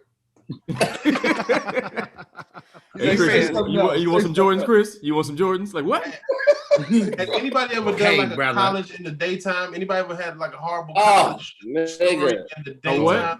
My biggest L's have been in daytime college show. I would never ever do another Nooners. The Nooners running. You were the king of those for a minute, right? Those knackers. I do the Zooms on Knacker, nigga. I need my little check, man. Ronnie is the king of Knacker. Oh yeah, Ronnie the king of Knacker. Them knackers don't like me. Them knackers don't like you. Knackers don't like me. Hey Ronnie, remember that one college we did? And they was like, you got a fashion show. I said, hey man, I'm not going after no fashion show. Y'all gotta put me up early. Ronnie was like, hey man, it don't matter to me. I said, oh yeah, because you're a king of this college shit. Damn that. I went up first. Nigga, by the time Ronnie went on, that nigga shot out the wrong college. I said, oh, this nigga's about to go back. Oh, you talking about that Southern? I called Southern University Grambling twice, and I still I was in it. I was in it though. I was in the set. The wave was like this, and I was like, yeah, it was killing. And then he said, all right, Grambling. I'm like, this nigga. Like, and I said, bro, that weed. I said that weed y'all got here. I said that weed y'all got here good as hell. Good as hell. Yeah, got him right back. Y'all remember when Charlie Murphy bombed at Grambling, I believe? Yeah, that was Grambling. That's when he gave the check back, right? He's like, he didn't give it back. He tore it up. Tore it up on stage. Won't do that. I saw him bomb that bad. I saw him bomb in St. Louis pretty bad too. I need that bread. Charlie he said, I ain't never bombed that bad. Bomb bread. Yeah, he was at the Fox Theater. It was him, Mike Epps, and Dominique. And Charlie went on stage and he was doing this joke about a lady in the airport, and they were in the crowd. Like, this is Fox Theater, bro. This is a huge amphitheater, right? Somebody was like, they cleared their throat. Wait. The throat clear? No. In St. Louis, nigga, boos are contagious. I heard somebody else start a boo. Like, this one boo started here, the other boo started like 16 rows away, and then it just kind of going, and then it tried to start, and then people was like, "Nah," I started clapping, and Charlie was like, "Yeah, man, I'm out here working, man. Y'all boo them motherfuckers, boo them, boo you, bitch." Right? And so they started clapping more. He got them back. He's like, "Yeah, like I was saying, now the old bitch, she at the airport, she walking up to me talking about, sir, can you?" And then the nigga said, boo again, nigga. Just like that. Not again. I don't know what it was about the again, nigga, that activated everybody. Everybody was like, you know what? We agree with the way this nigga booed. The whole theater started booing Charlie Murphy, right? I'm sitting there watching like, nigga, what? Charlie Murphy goes, he's like, man, fuck y'all. I'm rich. I ain't got to do this shit. Drops the microphone, walks off stage, right? Dominique comes on stage. She's like, I don't know why they calling me to fuck back up here. I did my time. I don't know what they want me to do unless they want to pay me extra. Dog, it was the craziest shit. Mike came out and murdered it, but Dominique, that's when I became a huge fan of Dominique because he held it down for like another 15 minutes. Hey, Tahir, were you doing comedy at the time? Or you just I was doing comedy, but I wasn't doing it like regularly. I was doing it at the school. Like I was hosting all the events, all the step shows, all of that type of stuff at my university, but I wasn't doing it professionally where I'm like writing every day and hitting open mic. We also didn't have a whole lot of that in St. Louis. Right. Like we had a couple comedy clubs, but the main one was like the Funny Bone, but they wasn't fucking with black comics. It wasn't nowhere in the city. And where it was, if you go out there, you take a risk on getting pulled over by the cops and getting hemmed up on some other shit. And the other club in the city at the time was like in and out comedy now. So yeah, it was a lot of bars and clubs, like Atlanta, just like a bars and clubs. For the whole BMF before Big Meech and everybody, all of them. Those whole BMF with the pistols and everything, jury pistols, all of it. It was great. You did, Ronnie? They used to come in Uptown every Sunday to see Nard. Jeezy was in there. Like T.I. was young. Like it was Nard. They all used to Nard. Nard was a big deal. Nard was a big deal. Nard brought the rappers into the Atlanta comedy. Nard was Nard was cool with T.I. He brought them to the comedy club, and all the drug dealers would come to the comedy club and book us to go to their small towns and do like a car wash in Macon. Like, come down. The whole nigga, I got y'all money. Hey, nigga, Nard orchestrated my first booth.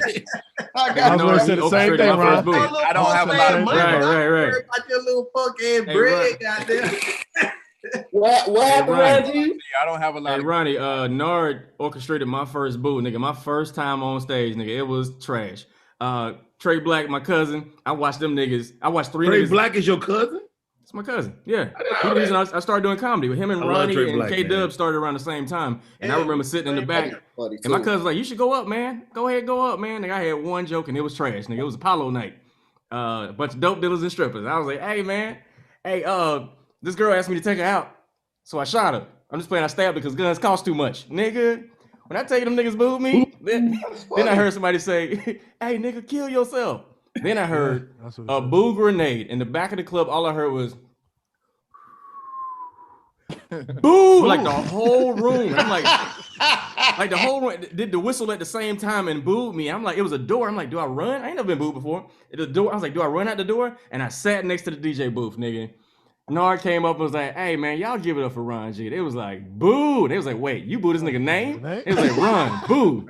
G, boo, Ron G, boo, nigga. And then I'm walking to my car.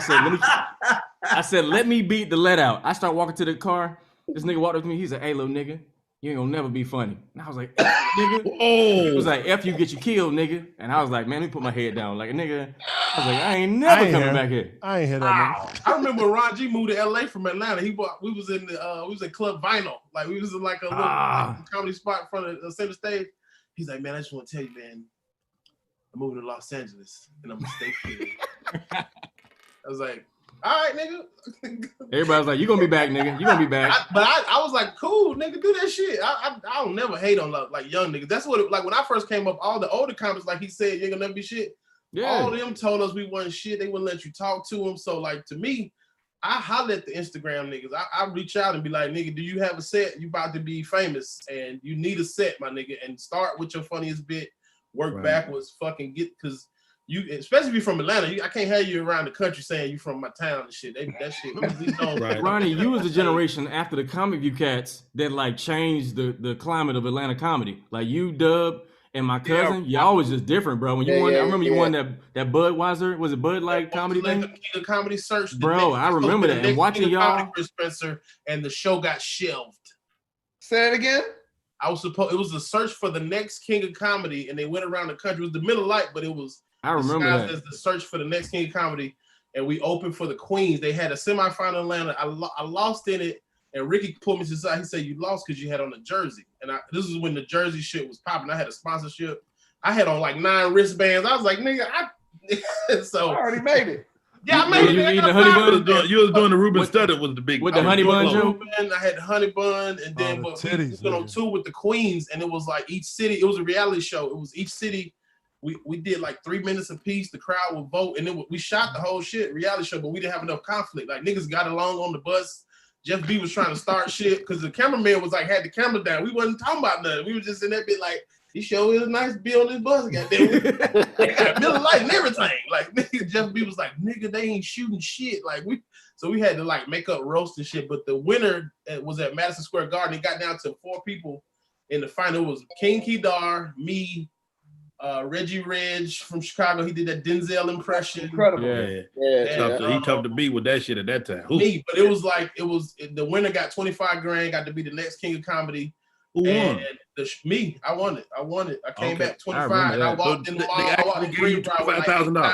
That nigga said green. They gave you $25,000 for real? He gave me 20. He gave me the big check and he gave me the little check and I left the big check in the hotel. I was like, did the one? I'm straight, but did the one. I went to the NBA store and bought a jersey. I remember that, man. Them niggas, but the show got shelved. It was the same exact year Last Comic Standing came out, and it was Paramount, the same company, and they shelved our shit. So he was like, "You're the next King of Comedy," and I was like, "I mean, that's cool, thank you," but that's how I got on Bad Boys of Comedy first. Atlanta comedy comedians just were not nice. They were not encouraging. It wasn't nice. Them dudes they would discourage you from ever touching the stage. That's why I left, man. I was like, these niggas won't even let me talk. As soon as I started talking, boo, nigga. Like what? And those are the comics. It creates some tough comics though. Like I mean, it's some cats that come up out of this comedy scene that is very dope. What my name here? Yo, that okay. I got it. Shout out Can I tell y'all a shorty story? Yes, please. Chris, man, what's wrong? Hey, this about to be on Comedy Hype right now. I know it. It's coming. Go ahead, Rodney. Oh, they messed. That's Vlad of comedy. So we doing Comic View. Cheryl Underwood's the host. New Orleans, Louisiana. I know this story. All right. So it's New Orleans, Louisiana. First of all, before I get to show it, they trying to build reality into the show. Yeah, and so when I get there, I'm the woman guy. When I get there, they're prompting Cheryl to make the audience say, for any comedy that do bad, gone with your whack ass jokes. So they trying to figure out how it's gonna work. It's a produced part of the show. They're trying to figure it out. Gone with your whack ass jokes. So Cheryl come to me. She's like, Rodney, I get there while they rehearsed. She said, hey Rodney, how you doing? It's gonna be a good season. Yeah, it's gonna be cool. She said, Rodney, come here for a second. What you think? What you think about the Gone with your whack? What you think? I said, Cheryl, it's your season. You got to make it your own. It's your thing. Do your thing. I go away from her. 15 minutes later, she said, Rodney, come here for real. What you think? What you think about Gone with your whack? What you think? I said, Cheryl, it's your season. Do your thing. We go across the street to the hotel. We in there having drinks at the bar. She said, for real, nigga, what you think? Gone with your whack. What you think? I said, Cheryl, this is what you don't want. You don't know these people. You don't know these comics. You don't know what they're going to do. If you embarrass a guy on national TV, he going to do one or two things. He going to fuck you up, or he going to go to the top of this building and jump off. You do not want to have to deal with that shit on your man. She said, nigga, you right. She shut the shit down. Producers come to me, Rodney, stay out of Cheryl's head. Stay out of her head. You don't need to do that to her. What color was the producer? Was he white? It might have been a combination of whites and blacks. 2020, make it tense. So that happens, right? Now they still trying to build reality into the show. So one of the elements that season is Cheryl would roast you if you did bad. On stage, she would roast you, and you would watch it on the monitor, and they had a camera on you watching it. So she roasts you, and the only thing that was wrong, that was problematic, is she didn't roast everybody. If she knew you and you did marginal, she would let you slide. Everybody else she didn't know, she would roast, and that was kind of the thing, right? And so she was roasting certain people. That's why that clip with Flame Monroe became epic, because Flame jumped the whole thing. Flame was like, if she roasted people she don't know me, she got to roast me, and she roast Cheryl out the gate. She came out the set, bow, bow, bow. She roasted the shit out of Cheryl. Cheryl got mad, cussed her the fuck out, and it was an epic moment. So it's still going. The season is going. I'm the warm guy. We get down to the last few episodes. Shorty come up. What my name is. Shorty. Let me tell you something to TahirMoore. Shorty come out to fucking pandemonium. Ladies and gentlemen, coming to say Shorty. He come out, what my name is, child. The place explode. The place is in pandemonium. I don't know what he says, but 2 seconds after that, they are booing the shit out of this young man. I know what he said. I know that he told me the joke he said too. What he say, Rodney? He said, what wrong with y'all houses in New Orleans? Them bitches don't be having no doors and shit. It looked like teeth with the teeth missing. And they were like, what? Like he said, their houses look like teeth knocked out. Like everybody's house ain't got no door on it. So he does that joke. They boo. And Shorty, the professional he is, he's like, hey, hold on. I'm sorry. I'm sorry. Let me stop this. I've never heard that. Let me stop this. Hold on. I didn't even know you could do that. Yeah, okay. Wait for that. I'm sorry. Hold on. Let me tell y'all something. You know what? I'm about to reintroduce myself. He goes, ladies, y'all come to the stage. BT comes to you. Hey, come to the stage. Shorty, what my name? The dude play music, he come out. What my name is? Shorty, what my name? The place is in pandemonium again. I'm like, this dude is a fucking genius. 12 seconds later, he getting booed again. Fire! They letting this motherfucker have it. Me and David Arnold is backstage watching this shit like, what the fuck? So that happened. Shorty gets booed. Now who's next? Derek Ellis. Remember Derek Ellis? I'm a relative of yours. She stole my thoughts. At my mama's house. And turned her head 360 degrees. So Derek Ellis goes up, and nigga, I never saw this up to this moment. Derek Ellis has not a horrible set. I take that back. Scale of 1 to 10, maybe a 7. It wasn't a bomb, maybe a 7. Cheryl comes out, lights into his ass, right? They got Derek Ellis on the monitor, and you see a tear. Why do we do this to each other, guys? The tear comes down the side of his face. Oh, but they wouldn't let him off the hook then. Cheryl says, you know what? This ain't enough. She goes backstage. They get a gong. A gong, people. They pull out a gong. Maury Povich. They pull out a gong. With the camera? They pull out a gong. They open the camera. The stage opens up. They push a gong out. Cheryl gongs this nigga post-set. Gongs Derek Ellis. Now, through the whole season, there's a contest for New Orleans, for a New Orleans comic to get on the show that season. So that's going on. And so the New Orleans guys after that, the New Orleans guy come up, and on a scale of 1 to 10, he maybe has a 5 set-wise. And they start wheeling that gong out again, and New Orleans said, hell motherfucking no. Y'all are not about to boo our guy, not here today. They start booing the production. The place is in pandemonium. It feel like they about to rip the place apart. It's crazy. And somebody say, Cheryl, you gotta go back out there, calm on down. Cheryl's like, I ain't going out there. They said, well, Rodney, you go. I'm the warm-up guy. It's really my stage. I'm the one. It's really my stage. I go out there. I call D. I say, D, Sir Charles, nigga, give me something. Give me some nigga, some church music, some. That nigga played "Step in the Name of Love," and I swear to God, the room calmed down. That Kells is powerful. Kelly, and they walked out like zombies, man. They walked out of the club like zombies, and I never seen a like. I need another impersonation. That year, Comic View, that year kind of bothered me because she blindsided me. And it took me years to really confront her. Did she roast you on that show? I mean, I'm gonna show you how she did it, which wasn't fair because I destroyed that bitch. So it would have been it would have been stupid for her to say something afterwards. Mm-hmm. But I was so goddamn focused on it because I saw what she was doing to people, right? And I kind of thought I was off the hook because my first concert ever was with Cheryl. I did a concert with me, Joe Claire, Mike Epps, Cheryl, and Dominique. It was like at Constitution Hall. That was my first shit ever. Right, me and her had a rapport. We did, you know what I'm saying? I knew Cheryl, you know what I'm saying? And I thought that she was proud of the shit that I was doing because she know me from DC. I moved out to LA at this time. I'd been on, like, I just booked my first like major shit. I was on the Shield. And so I done my shit on the Shield and I ain't think about nothing like that. And when she introduced me in this environment that you just explained, this was my introduction. Coming to the stage, you know him. You could have seen him playing a snitch on the Shield.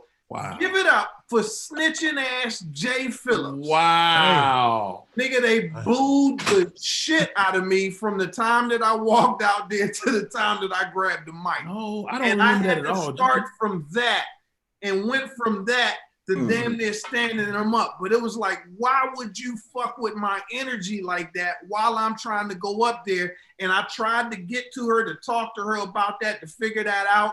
And everybody protected, like, we can't see, not right. We can't talk to her right now. I'm like, all right, that's what's up. And we didn't have that conversation for a long damn time. And when I did have a talk with her about it, she was like, hey, I ain't really, remember all that. I don't remember. Wow. I don't know which comic it was. I want to say Flame Monroe, but I don't want to put this. Time out. You can't confuse Flame with anybody else. So no. But I'm thinking is it a Flame or a Flame? I know. I'm thinking about like this season, and it was somebody because when one of you guys said that Flame went up and she had went in on Cheryl, or immediately somebody said, "Give it up for Cheryl Underwood." Or is that Wesley Snipes? That was Flame. That was Flame. And when I tell you, Cheryl was rattled. That's Buster. She wept. She probably cried for that. Yes, she definitely cried. She cried in front of the crowd and cussed everybody out. I'm a real woman, and y'all let this motherfucker come. The irony of it is Cheryl had been doing that joke anyway about herself. Right. But when Flame said it in that form, Cheryl lost it in that moment, and it was really crazy to watch. As Dion Cole says, well. As mad as I was happy as fuck. I knew Comic View was trash when I did Comic View in Miami with Arnaz J. That was a trash season. They took him off the show in the middle of my episode.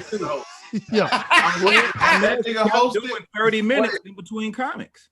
Yeah. Ronnie. And they took Arnaz J off as the host of Comic View while I was doing my set that year in Miami. Oh, that was my first year. He brought you up, but then when you came off, he wasn't there. Bruce was like, just go to your room. Go to your green room. I think it was when I saw the episode, it was Bruce hosting. They had got rid of him in the middle of that shit. Like in the middle. Bruce was a good host. Bruce did a great job in New Orleans. Got him back in the middle of Arnaz J season. How many comic views did y'all do? I did 8. I did 3. I did 3. I did 2. I think Ricky Smiley was the host both times. I did both of Ricky's. I did Ricky in LA. I did the season where Ricky had the sketches in the show. Oh, so I remember in that. LA. I was on that one. Here, you get a chance to do one? It was my first Comic View host Yeah. in Atlanta, down off of West Peachtree at the center stage. And that's when I was an alternate. That's when I had to go. They said, go get a tape so we at least watch a tape. Tony Spires and them. He was the talent coordinator. That was early. That was early on. Yeah, he was like, go get a tape, Finesse, and let us watch a tape. You can be an alternate. And I said, what are alternates at? Man, I went in the room. It was like 20 other comics in there. I was like, damn, I'm gonna go get me a tape tonight. I go to Uptown and I go talk to Ken Spearman, who was managing Uptown with the dreads like Ken dude. And I said, Ken, can I please go up and do 6 minutes? Which Uptown was that? That was Peachtree? Yeah, Uptown Comic. Yes, absolutely. Peachtree. Okay, got you. Justice. And so he was like, they gonna let you on Comic View? I said, if I show him a tape, man. He was like, go on, man, go on and tape your set. And I was like, okay, dope. I go up there in the DJ booth, Ron. You know what a DJ booth is? Yeah. Put my camera up there. Put my camera up there. I hit record. Get my camera angle. Hit record. They introduced me, and you can hear the comics gathering and see everybody coming towards the back of the room like the comics do. And they introduced me, Finesse Mitchell. I go up there. I kill it. I'm so happy about this goddamn set. I'm like, ain't no way. This is undeniable. I don't even watch it. I take the tape. I give it to Tony Spires. I said, Tony, watch that. He come back like 2 hours later. He said, hey, man, Henry Welch just got into a fight with Ricky Smiley. So we going to take him off and put you on. Wow. I said, you like my tape? He's like, the tape was good. But who was them dudes in the background saying, watch this nigga bomb, watch this nigga bomb? Watch this Wow. Wow. I go back and watch and listen and watch my tape. Them comics didn't know my camera was up there. Wow. And they talking shit. The same Uptown comics talking shit from the minute he introduced me to the first 3 minutes of my set. And you can hear somebody say, and I ain't gonna name no names, you can hear somebody say, he got funny real quick because in Miami, they don't have enough comics. So he was probably getting on stage all the time. You can hear it on the top. We hate ourselves. Can I ask y'all this? Remember that from 20 years ago. Can I ask y'all this? Chris Spencer, Rodney Perry, Finesse. How the hell can we get the old comic views at least on BET Plus? Who got the DATs? Who got the tapes? Where is I've been kind of researching this, man. Yeah, I've been kind of researching it. The Gaskins gentleman owns those actually. Does he really? Yes. So BT don't Curtis own Gaskin. Curtis Gaskin, Boogeyman, right? The Boogeyman owns all of that stuff, and but it's kind of tied up too in some Viacom shit too. So it's kind of in some sort of weird limbo, and that's why we haven't seen it, man. But you think if they did anything with that stuff, you know how much money that'd be for those of us. If y'all trying to launch a BET Plus app, I mean, it's a lot of comedy, man. Hey, it's a lot what was of comedy. the one that Kevin did that we did with the chain? They didn't air it. I had a great set. Yeah, that's still on iTunes too. I saw my set the other day. The stage and the lights were way too hot. Everybody was sweating like a motherfucker. I remember that. And I remember that whole set at the when Kevin hosted. The whole crowd was like LA Extra. They had their resumes under the seat, so they was the worst audience ever. Rest in peace, Tyler Craig too. Shout out to the OG. He just passed. Tyler Craig. Tyler Craig. The moral of the story. Immortal. Tyler Craig destroying that bitch. We dying in the green room. Them niggas out there in the crowd like, ha ha. Right. I remember how pissed I was at the editing because I was working with Kevin and Kevin was fucking murdering every fucking. I was like, this nigga's fantastic. Killing. And then when the shit came out, all it was, are y'all ready for the next comic? Are y'all ready? I was like, Chris, do you remember when he took this nigga leather jacket and he had his shirt on? It was a nigga with a red leather jacket. Right. The next scene, you see Kevin with no shirt on. He got a goddamn bottle of water talking about the next comic. he just pouring the water on his chest for no reason, just talking. Yeah. This shit, he was doing some. He was like with the band up in the top. Man, like, they produced. The band was hard too. Yeah, the host out of those shows though. Yeah, that's the comic view. Ari Spears was going off in the backstage with a dirty sweatshirt on. And to your point, Rodney, whoever owns all those seasons of Comic View would be a damn 100 millionaire millionaire by now, because to license all that footage, that's why Lauren Michaels is on VH1. Yep. Now he coming on in prime time.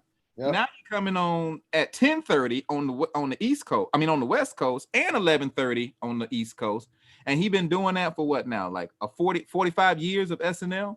Yeah. Can you if you go all the way back to D.L. Hewley Comic View with the cord, with the long cord in the ballroom. In Gardena. And Arity and Bicycle Club, Hustler.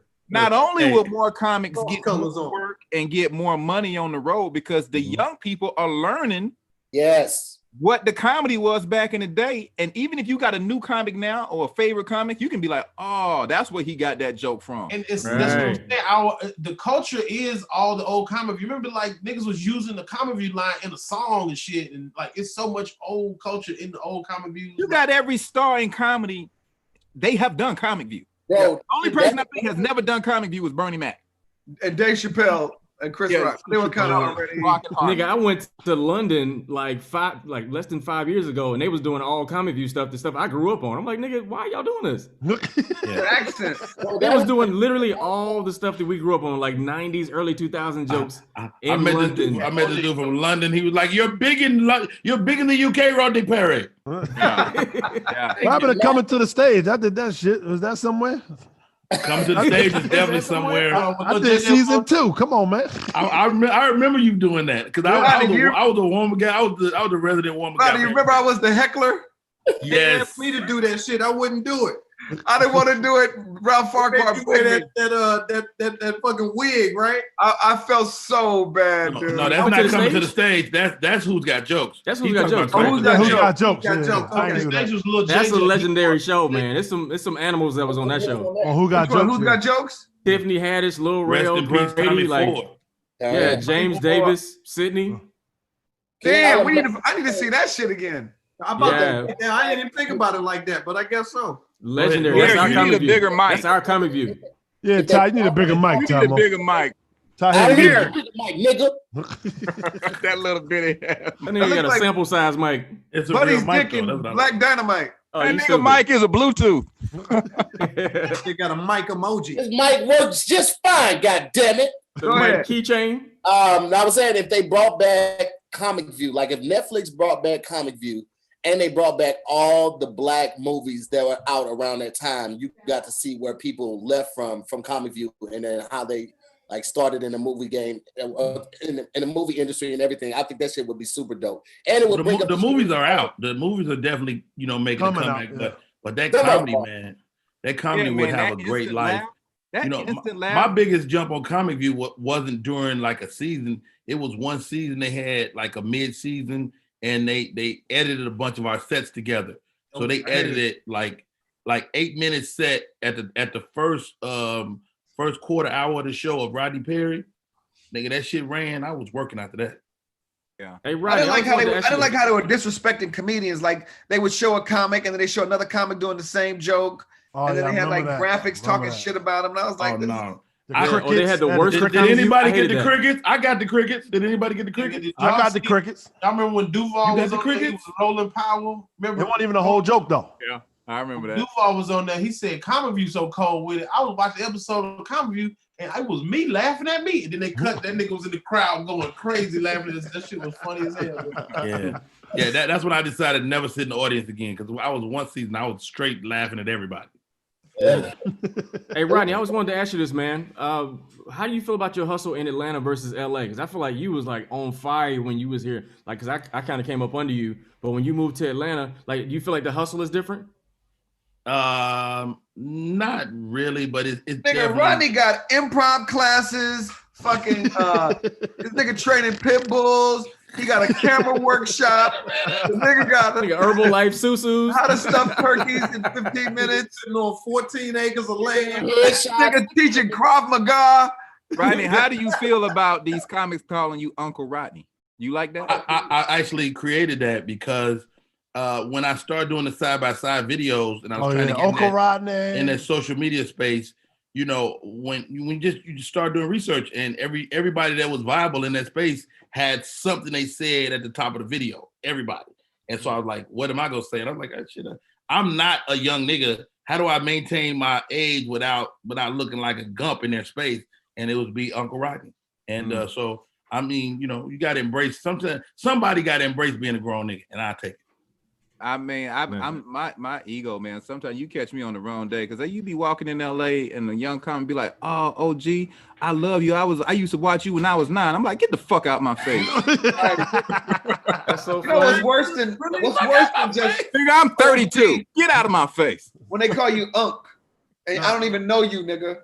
First of all, Finesse, you remember when you started booking dad roles? Nigga, it happened to me. Like, nigga, I'm like, I thought I was a cool young nigga. Like, nah, nigga, you playing a dad on Nickelodeon. I'm like, wait. When I went in Disney, sweaters every day. Sweaters, cardigans. Hardison, Jay sweater, Jake Phillips sweaters every day. I was like, do this run. Wait, with high blood pressure ain't trying to hug y'all in every city, goddamn it. Every fat nigga like, nigga, come here. Like, nigga. Nigga, them hoodies in my son, nigga, you an 8. Yeah, you was the Rick Ross of comedy, nigga. What's crazy? Hey, Chris, who's your OG, man? Damon Wayans. Really? That's a great OG, man. Nigga, he took me under his wing early, so I was on the road. Me, him, and Sean. And so the reason my career ain't where it should be comedically is because I started off backwards. I'm in You blew up like out the gate. Yeah, I'm in theaters and limos and shit. And I was like, you want me to stay in a comedy condo? I'll be at the Ritz. And so, so Damon took me under his wing early. I started off opening for Jeff Foxworthy. Oh my goodness. And then Damon Wayans. I did like a whole fucking nigga. What? I was the real king of Atlanta. Before Blue Collar and all that shit. Nigga, it was me and Jeff before Larry the Cable Guy and Ron White. It was me and Jeff. Now, Cat tells stories about being out with Jeff early or brushing past Jeff. Do you remember Cat being around? No, Jeff would have never had Cat on his show. Look how serious his face is, though. No, I'm just saying. I don't know if there was a cleaner Cat that I don't know about. Early Cat was very clean too. Okay, then maybe yes. It was the blue tank top tour because it wasn't the blue collar. Blue tank top tour. Nigga, it was so funny to see racism in your face, but like they didn't know how to deal with a black. Like they would come up to me and say, "Hey, you were funny, black comedian." I'd be like, "Thanks, white cowboy." Yo, white cowboy. I used to travel with Ron White. Oh, yes, wow. Ron White got his own jet. So you go from like, we gonna be on a jet to getting on the jet, being terrified that this shit is so small. I was like, yo, I will meet y'all. I'll meet y'all there. But and he found out offensive. He was like, Finesse, I mean, you gotta enjoy the spoils. I'm like, dude. The spoils? Nigga, you gotta cut this plane, nigga. Shit is rap. This is a pinto in the sky.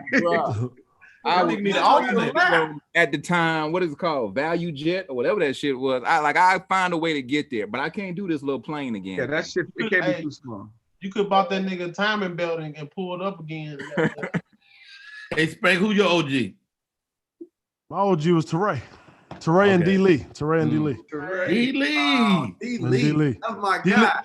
Just like how Chris said, he came out the jump doing all big shows. D. Lee was the radio in Philly. So I was doing comedy 3-4 months, and he would put me on the big shows with some Moore, Monique, and all that, just doing 5 minutes. Wow. Ron G, besides me, who's your OG?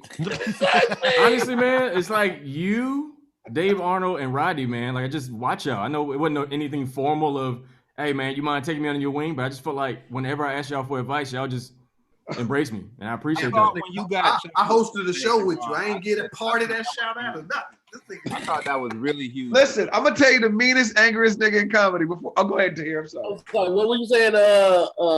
Jay? This nigga forgot his name. I thought, one day I got a flyer or something, an email, one of them Pookie emails, and it said with your, Chocolate Sundays with your host Ron G. I was like, what the fuck? Like, how'd that happen?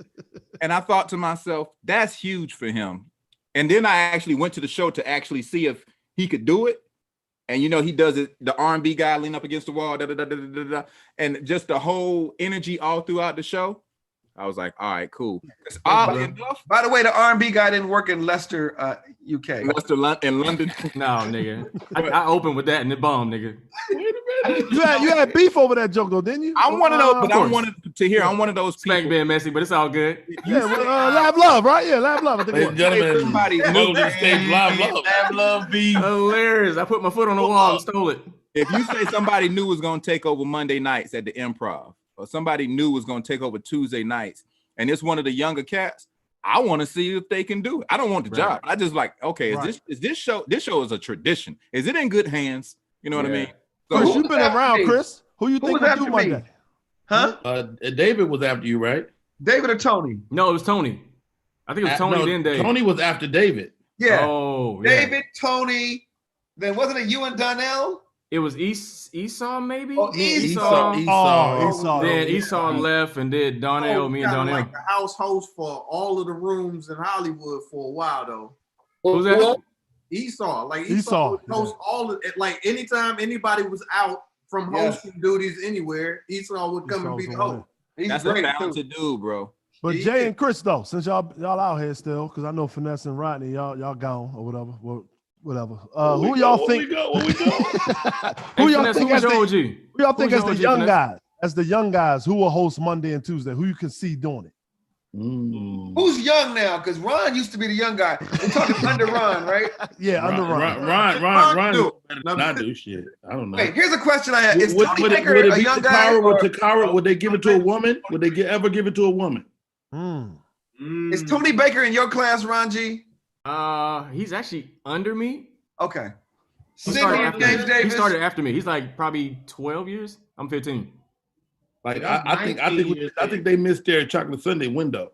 I think it will be like maybe a Takara.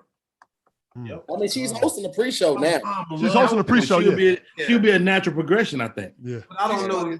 I don't know if Monday would be a perfect slot for her. Not with that, unless she changed the whole vibe of the night. I mean, Chocolate Sundays. Okay. Are you trying to get Ron G out of there already? This nigga's trying to fire me on while I'm at work. I'm saying that when Ron graduates. Hey, but you know what, man? There's a film. young guy right now, man. Jordan Connolly. He's actually doing the first impressions, but it's a lot of young cats right now. The social media / comic generation, like them niggas, they hungry, bro. Oh yeah, Jordan. And they study comedy. Huh? They study comedy too. Man, them niggas like finessing, like niggas like, hey man, I grew up watching you. Like you was the first comedy show I've been to. I was at the church and I was in middle school and I saw you. I was like, what? Okay. But like them niggas, like they hungry, bro. I always get. You remember when you came? You probably don't remember this, but you came to my school at da. I always get that, and these people be like 35 years old. I had Chico Bean tell me I came to school. I was like, Finesse, I did a lot of colleges with you, Finesse. I did a lot of colleges. Yeah. Yeah, you said Chico Bean running? on the Chico Bean told me I came to they school. saw you spank 10 years ago at Dale State homecoming. Time flies. Yeah, I used to do Dell State a lot too. I did so many colleges. I never did rooms. My side hustle and main hustle was college money, college checks. I would go find who was president of the student body. I would get the email, do whatever, and I would use that Kappa connection to just book comedians at colleges. At college. Wow. And that was you wasn't going through NACA. You was going through the direct. I went to one NACA. I booked it, but once I did my tour, I got all the people's names. So the next year, I didn't need NACA. I just said, hey, you want a show for the fall or the show for the spring? Tell me what your budget is. I'm going to book it. And that was what's the business of that, Ronnie? Because you've been with it so long. Could you book your own tour at this point? I could call you can call any student government association. Anybody who got a check, you can freely call them or look them up. It's easy to find them now on Instagram. Now you can find like a lot of comedians do this called the Black Student Union. And sometimes, they always got a budget. Yeah. Sometimes the Black Student Union got to pair with another organization to get the budget for a show. But like I throw a lot of stuff on campuses. A lot of schools hit me sometimes to throw it because my agency, they one of the top agencies. But it's like I got babies. I'm like, fuck this shit. Nigga, I don't know how you did it. I did 100 colleges in 1 year. The year one college comic. You know the way I got all them colleges. The first time it was the first year I did it. It was like 06 or whatever year Soulja Boy was hot. 05, 06. And there was only 2 black dudes on the showcase. One of them was Naeem Lynn. That nigga got this girl to come on stage and do the Soulja Boy. and the bitch went you and went off the stage like 10 feet. They were like, no comics bring anybody on stage. I was with another black dude, and I booked like 40 dates that day. And then I did back the next day. I was the Black History Month comedian. Nigga, I was the safe Black History Month comedian. Like, nigga, every February. NACA. I bombed and still booked 25 days. Really? I bombed. It was like, he gonna be good, but he's. They don't care. They got to spend the money sometimes. They just like, they gotta spend the money. Hey, the worst is when you have a showcase on Thursday and it start on Monday. No, the worst is when you 40 trying to do a college.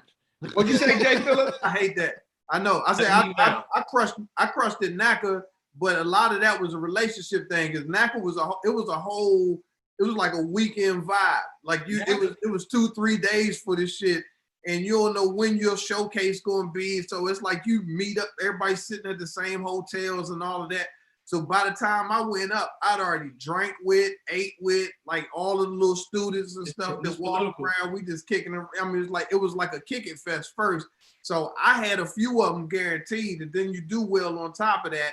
And it ain't, but like you said, I was before that. I was like 02, 03 when I did that. And I got like 80 schools that year off of that little one joint. So there ain't a place between the middle of America and the Southeast. Like I crushed like 4 of them regions out. And being the black dude on that tour, it helps out. It does. Yeah, my life fell apart. Hey, do you remember we did Hampton University and you was up there and you did a rant on skinny jeans and all them little niggas had skinny jeans on? They were like, what wrong with nigga? Nigga, I told that story last night. You did say that. That's funny. I forgot you was there. Yo, Gary Owen was hosting, right?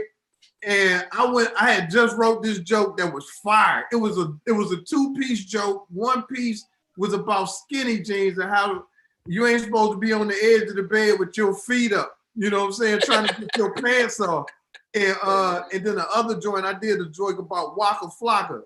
And I opened up on the skinny jeans joke though. I was like, and then I hit the skinny jeans joke. Them niggas booed the shit out of me. I was like, what's wrong with these niggas? They was like, Waka Flocka was here last week. I was like, God damn. Them niggas flicked up the lights. Everybody out there, Joy had on some skinny ass pants. You was there. Jay, them niggas was quiet on the skinny jean part, but they were booing, but you kept going. You like, so then Forrest Gump was on the bench, like, oh. Hey, I did a tour in Georgia, man, and they forgot to book a room. Nigga, I had to perform in a hallway. I'm performing in a hallway for 3 kids, and then while I'm performing, a professor came out and shushed me, like, shh. I'm in the hallway performing for 3 people, and I didn't even need a mic. It was a TED Talk, nigga, in the hallway. I did a school. And you guys, let me tell you something. Not now, Ron. You're better than this. I never got a chance to do Comic View, and I moved out here. I feel like right when everybody already had their mentees. Because I remember. You not Ronaldo Ray? Nigga. You say what? Ronaldo. I'll do Ronaldo Ray. Red Fox, no? Tahir remind me of the guy that used to do all the voices. What was the guy that used to do the voices on Def Jam? Oh, do the computer. Yeah, he always had a suit on. He did all the goddamn. Jay Lamont. Jay Lamont. Jay Lamont. Jay Lamont. First of all, Jay Lamont is a tough act to follow, nigga. Oh, yeah. You don't want to follow him. Even right now. Oh, this nigga got Pandora in his throat. You don't want them problems. Especially on no ready. Jump right in. Lamont be hanging with. Are you still listening? O'Reilly's. Like nigga, commercials and everything. The Spotify comedy. You got Pandora in his throat. What were you saying to hear?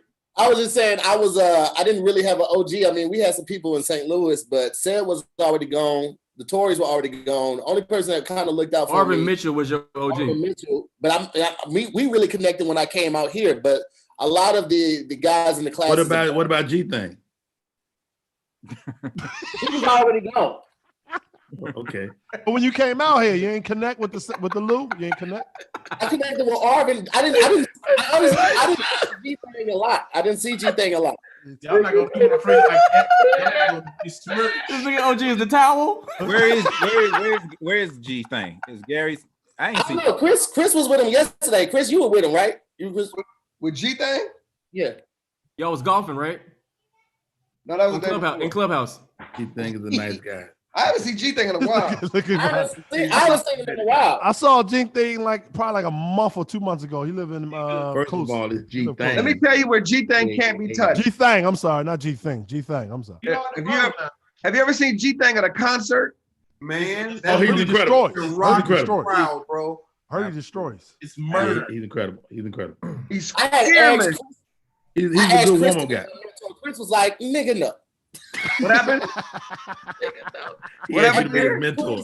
I asked Chris at the comedy union to be because I heard he was like James This mentor. nigga came up to me formally like, hey, you mind if I shadow you? Or I was like, nigga, what are you talking about? I'll be here Wednesday. You be here Wednesday. Shit, what you talking about?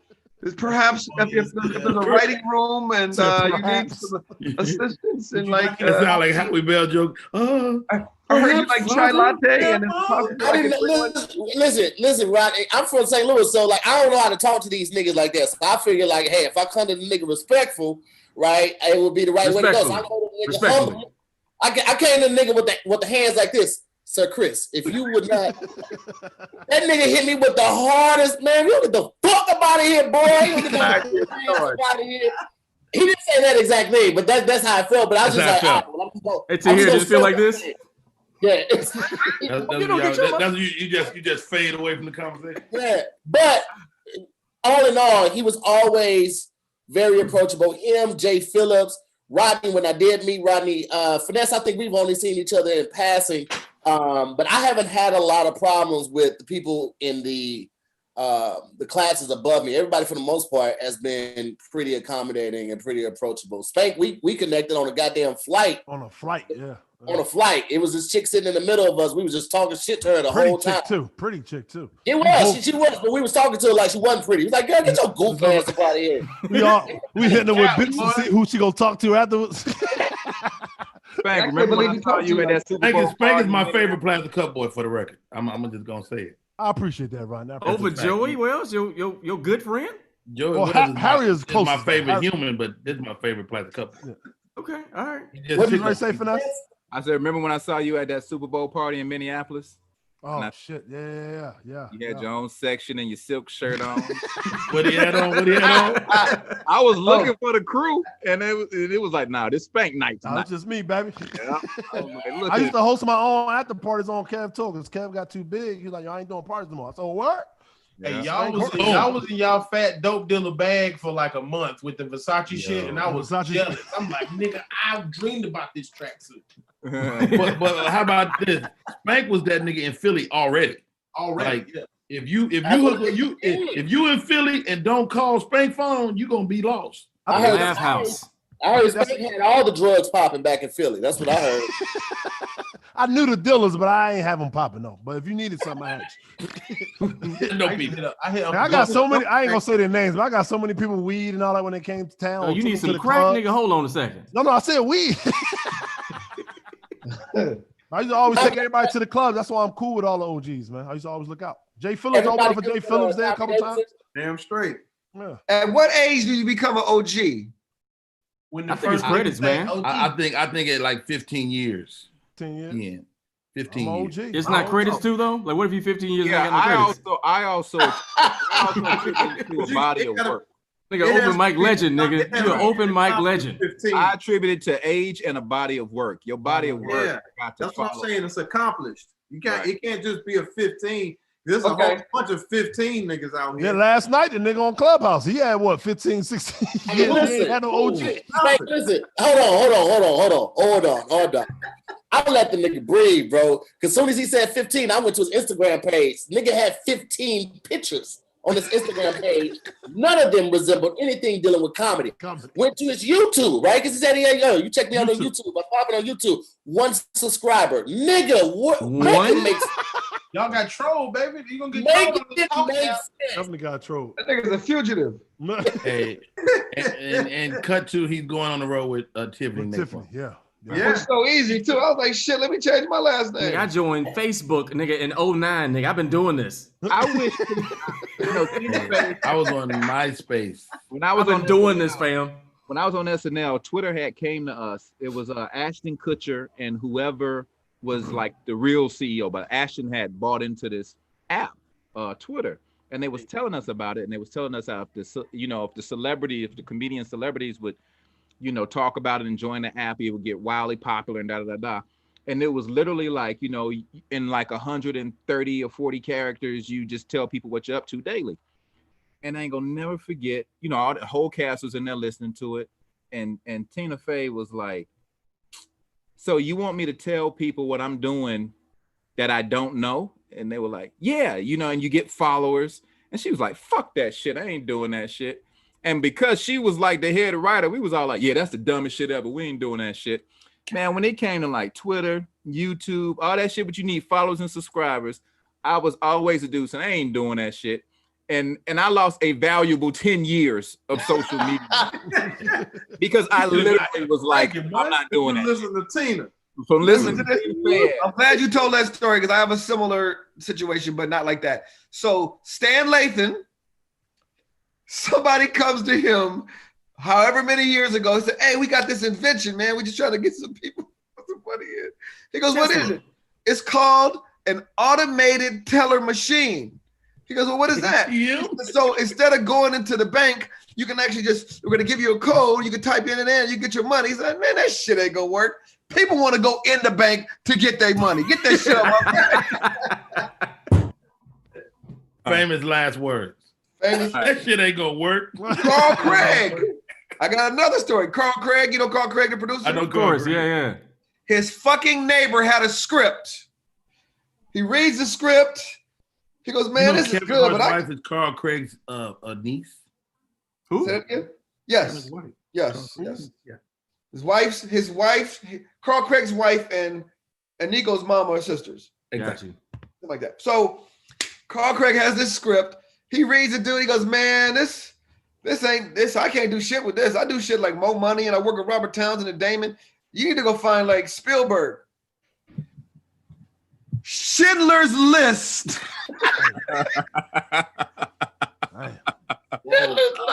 Nigga had Schindler's List in his hand. He's like, man, I can't do shit with this.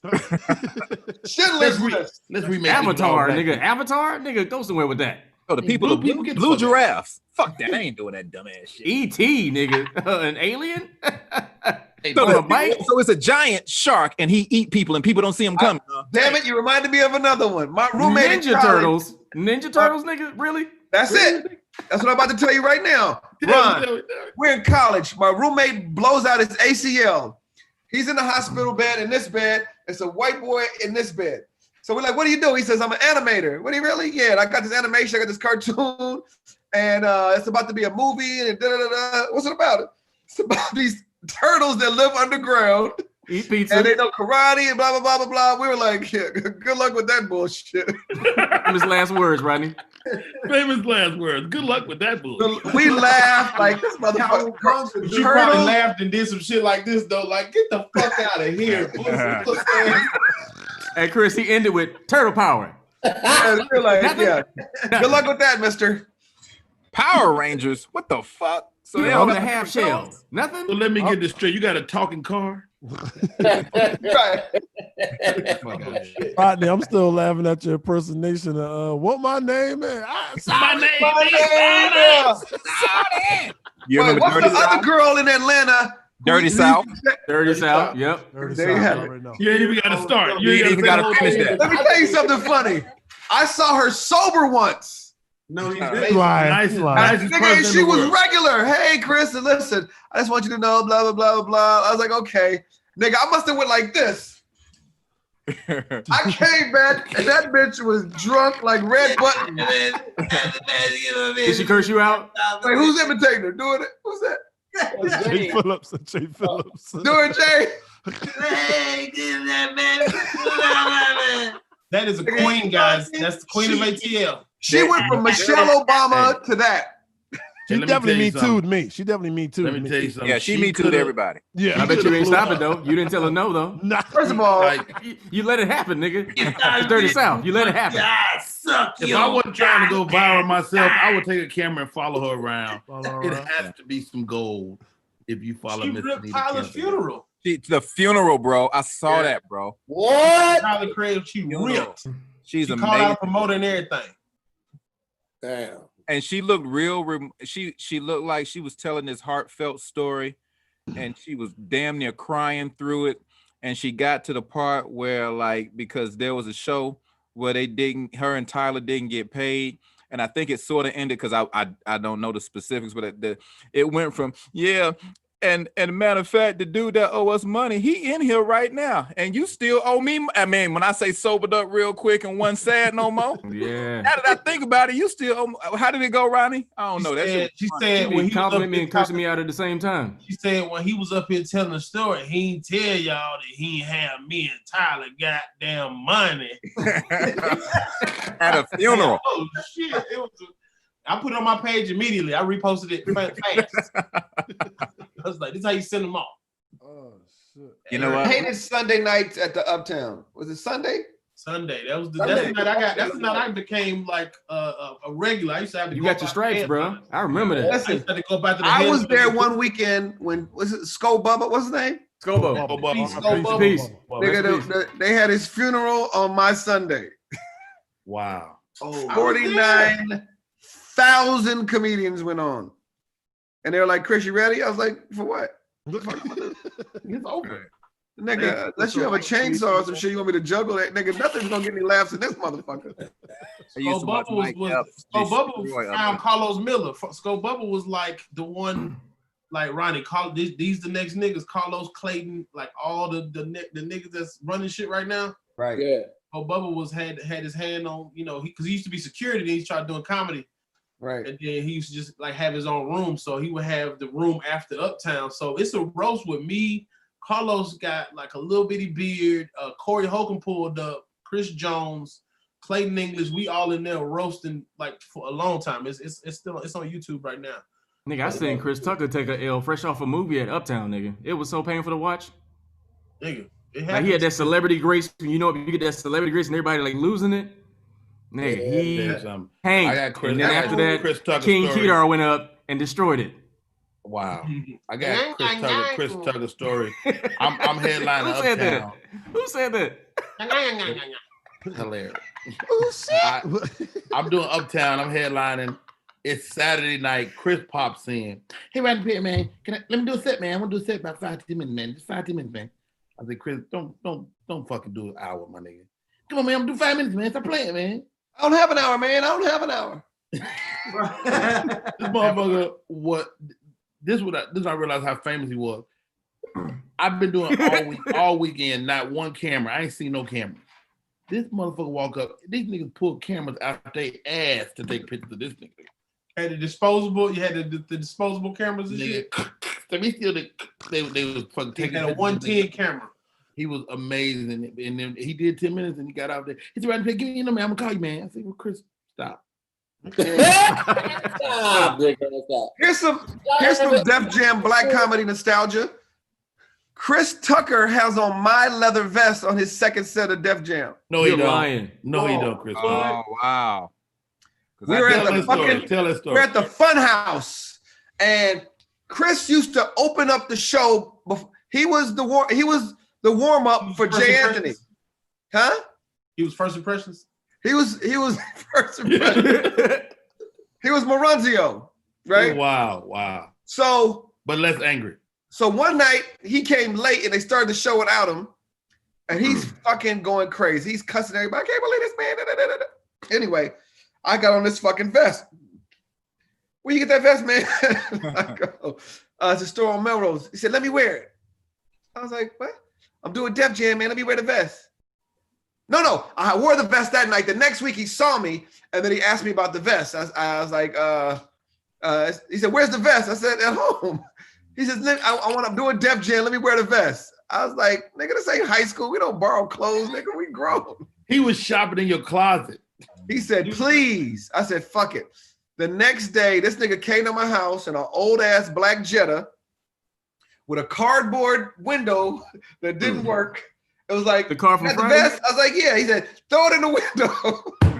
Nigga came up with the car in the car from Friday. Did he give it back? Yeah, he gave it back. But that's my vest in that fucking. That's so funny. Yeah, that set changed his life. Yeah. Did y'all anybody ever work with Tommy Davidson? all the time. Yeah. Tommy's the nicest guy in comedy. Monster. Yeah. He's brilliant, man. Tommy, Great guy. y'all never got to ask me who my OG was. Tommy, Who's your OG then, Phil? I didn't know. Tommy was most definitely between Fat Doctor and Fat Doctor, Tommy R.I.P. Everybody talk about Fat Doctor, man. He's legendary. And Fat Doctor most definitely had me under. Like that was my first dude that I was around. It was like, oh, this nigga got on TV. That's dope. And then Joe Claire was rocking around then. And he was like our age, but on TV. Right. So it was like that was dope. But like when it came to like making me look at the bigger picture of this stuff, that was most definitely Tommy Davidson, because I did a couple weekends with him here and there. And him and Roughhouse, who is his Roughhouse, rest in peace. That's how I met Chris. Yeah, because Roughhouse put so much pressure on Chris to put me on stage, because he used to always say, "Yo, it's two people out here that I think that I'm putting my shit on, is you and Corey Holcomb." So he used to bother Chris about me and Corey Holcomb. He would tie us two together, and Tommy was the dude that made me move to LA, because Roughhouse put so much pressure on him. It was like, yo, these the two niggas right here. They gonna fuck around. So Tommy was like, look, let's do it, man. And he put me in this movie with John Amos and Casey Amos. The Watermelon Heist. Who some about the Watermelon. Scruncho's in that movie. Scruncho's in that movie. What Red Grant. Please tell me the name of it. Tell me the name of it. It's some about it might be the Watermelon Heist. It is Watermelon. I rented that movie. I just remember that shit. Yeah. No, listen, they just redid the poster this week. I just saw it. Really? That's crazy. Yes. Yeah. I remember Scruncho did a stunt in that movie, and he had to keep doing it over. He jumped over a car or something, and he had to keep doing it.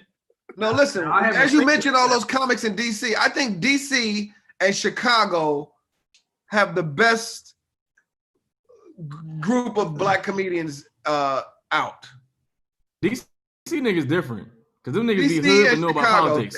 Name them niggas. They can name senators and stuff, and them niggas Nigga smoke a blunt at the same time. Pierre, Them niggas different. Fucking got a lot. Dave Martin, Dominique, Dave, fucking Eddie Carpenter, Chris Thomas, Chris Joe Thomas, Red T-Rex. Is T-Rex DC? T-Rex is T-Rex super for sure. brilliant. Oh man, that dude.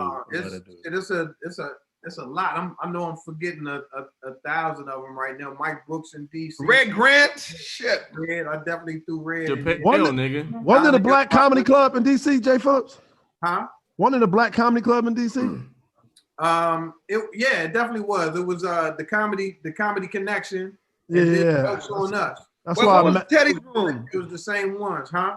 What was Teddy's room? Teddy had his own club called. It was the Teddy Carpenter Comedy Club. Teddy What's Teddy's Club called? Teddy's Club. But there was always another black club there, though. That's the club that kind of that kept us rocking. It was that's where Pops used to rock. So Pops has oh shit. What's my nigga from the chat room say Tahir about to shut this down. Go ahead, Tahir. Oh shit, but my bad. No, Chris Paul. Paul. Davidson thing. Chris Paul. Hey, so Fat Doctor, is he Def Jam or Comic View? I don't think I've heard him before. He might have been Def Jam. DC legend. Def Jam? I don't remember him from Def Jam. You want Def Jam? I know he's a DC legend, and he's yeah, he did Def Jam. Yeah. Okay, cool, dope. I met him when I did the jokes on us. Because Martin brought him up. Martin brought him up like yeah. Yeah, him and Martin were boys. Mm-hmm. That Cleasy funny as shit, bro. Woo! Cleasy still got heat. Cleasy's show is dope, dog. Me and Chris did. They got a live band. That's the TV show. I would watch that. That nigga should have recorded that. Yes. He got a pilot of that. He was producing that before the COVID. But he's such a great guy too. Yeah, man. When I got fired from the radio, we had a podcast before the podcast. It was internet radio. It was me, Joe Claire, and Shanti Dawes. Shanti Dawes was the A&R from The Face. You know Shanti. Y'all know Shanti. Atlanta, yeah. You know, she in the Outcast pictures when they said the South got something to say. So I'm in there with these two legends for like months, just asking her stupid shit. Just, Andre 3000 call your phone. Like stupid ass. I always tell Joe Clay he got the best laugh in comedy, man. That motherfucking laugh is contagious. He got that laugh that intimidates you. Somebody punch you and he laugh at you or slap you. You like, oh, I gotta fight this nigga. Joe laughing, man. He got that laugh. So I got a brother named Juice. I got to swing on his name, man. His hand up like. Is anybody coming to Atlanta anytime soon? Let me know. What you got? COVID. I got a podcast. You gotta pull up on COVID. Yeah, COVID gonna be there. Yeah, I got our numbers down while you tripping. Bro, you do your podcast in that damn. If that shit look like when Nino Brown had that little shit before he made it. The Carter. No, you know where they met in the back room before they made it, right? With the card tables and the little table. But we got a better setup now. We I can't wait to come back, bro. When I met Ronnie next week, when I met Ronnie at his podcast place, I mean, these dudes were held up in a warehouse. That shit like it was like 3,000 square feet, and it was just studio. It's like 4 different studio rooms. Narden B, one of the producers, got a room. It's another room over here. It's rented. They all rented. It's a full business. We you know what I'm saying? We got what kind of shit going on down I was here. very impressed, bro. No grass, no lights, no security, nigga. No, we got security. We got them yappers in that motherfucker. It looked like one of them buildings nobody's supposed to be in. And then when you walk in, you're like, oh, this is nice. Yeah, this the whole boom boom room. Hey. 2 Chainz got a studio right over there. Want to hear that shit, Ray? What they doing, Ray?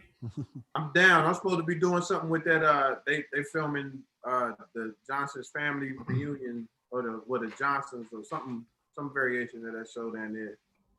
I'll be down there hanging out doing some stuff with them. Cedric and Steve doing it again? I've been hearing talk about it.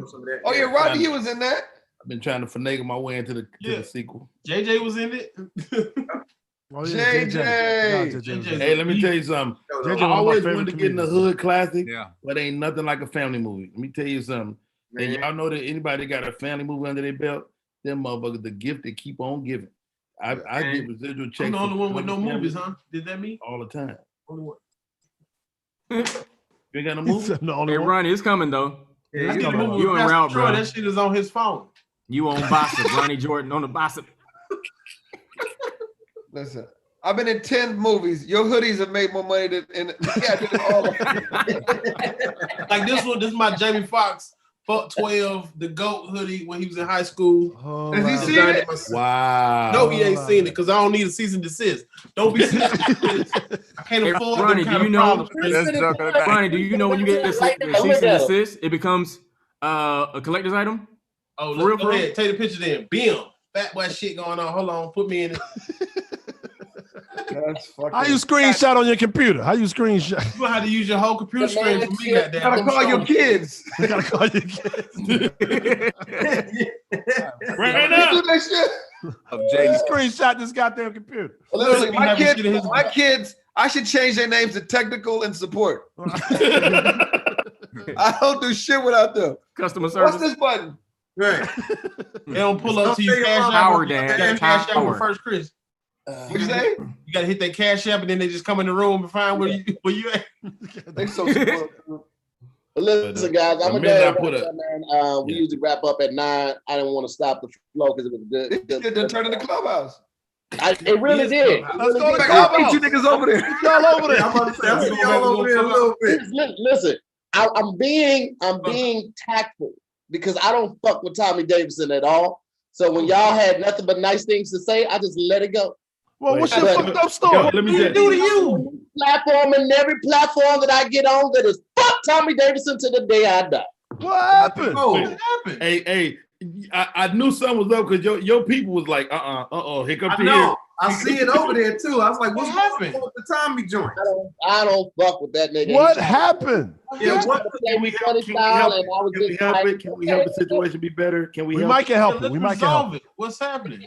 Ain't no solving. Here's the thing. With certain levels of disrespect, it's very difficult for me to let it go because I'm a petty motherfucker. I'll be the first person to tell you. I was hosting the second annual, well, not hosting. I had to do warm up for the second annual All Deaf Movie Awards. Not a real show, but they had got a deal with, I think, Fuse or something like that. So, they asked me last minute to do the warm up. Now, you know how it is doing warm up. Like, first of all, don't nobody really know me like that. Second of all, people still going to the table, Snoop there. I mean, it's star-studded night. So they had me go out. I'm talking, hey, everybody, boom, boom, I'm trying to, go into jokes. They don't want to hit no jokes. So I got to start just going through the crowd. Snoop, sit your tall ass down. Bishop Don Juan and said, man, get you and little bitches together and sit at one table. Now we having a good time, but it's still an uphill battle because they don't know who the fuck I am. So, how black people, they ain't laughing at nobody they don't know. So do my time, I get off stage. And as I'm coming off, Tommy Davidson and somebody's backstage. And Tommy Davidson was like, woo, nigga, you suck. I mean, you ate it, man. I guess somebody had to do it, but it shouldn't have been you, right? That's his first interaction with Tommy Davidson ever. I never forgot that. Is he hosting? Right? Is he hosting the event? I don't think he was hosting, but I think he was going to be coming on as like one of the first presenters. Presenters or something? Yeah. Yeah. So like he's just backstage in the wings, but that's our first interaction, right? So I'm like, fuck it. I made my little 500. I'm gonna go get some drinks. It is what it is. But I remember that nigga tried to play me funny style because there was other people around. I think the Lucas brothers were backstage, and it was somebody else that was backstage. It might have been Snoop. No, it was somebody else that was backstage. But I felt like he was putting on. He was playing it on thick because of other people around. Joe Claire laugh was in the background, nigga. That's all it takes. Hey, look, Tahir, when Joe I tell Claire your laugh story was in the over, background.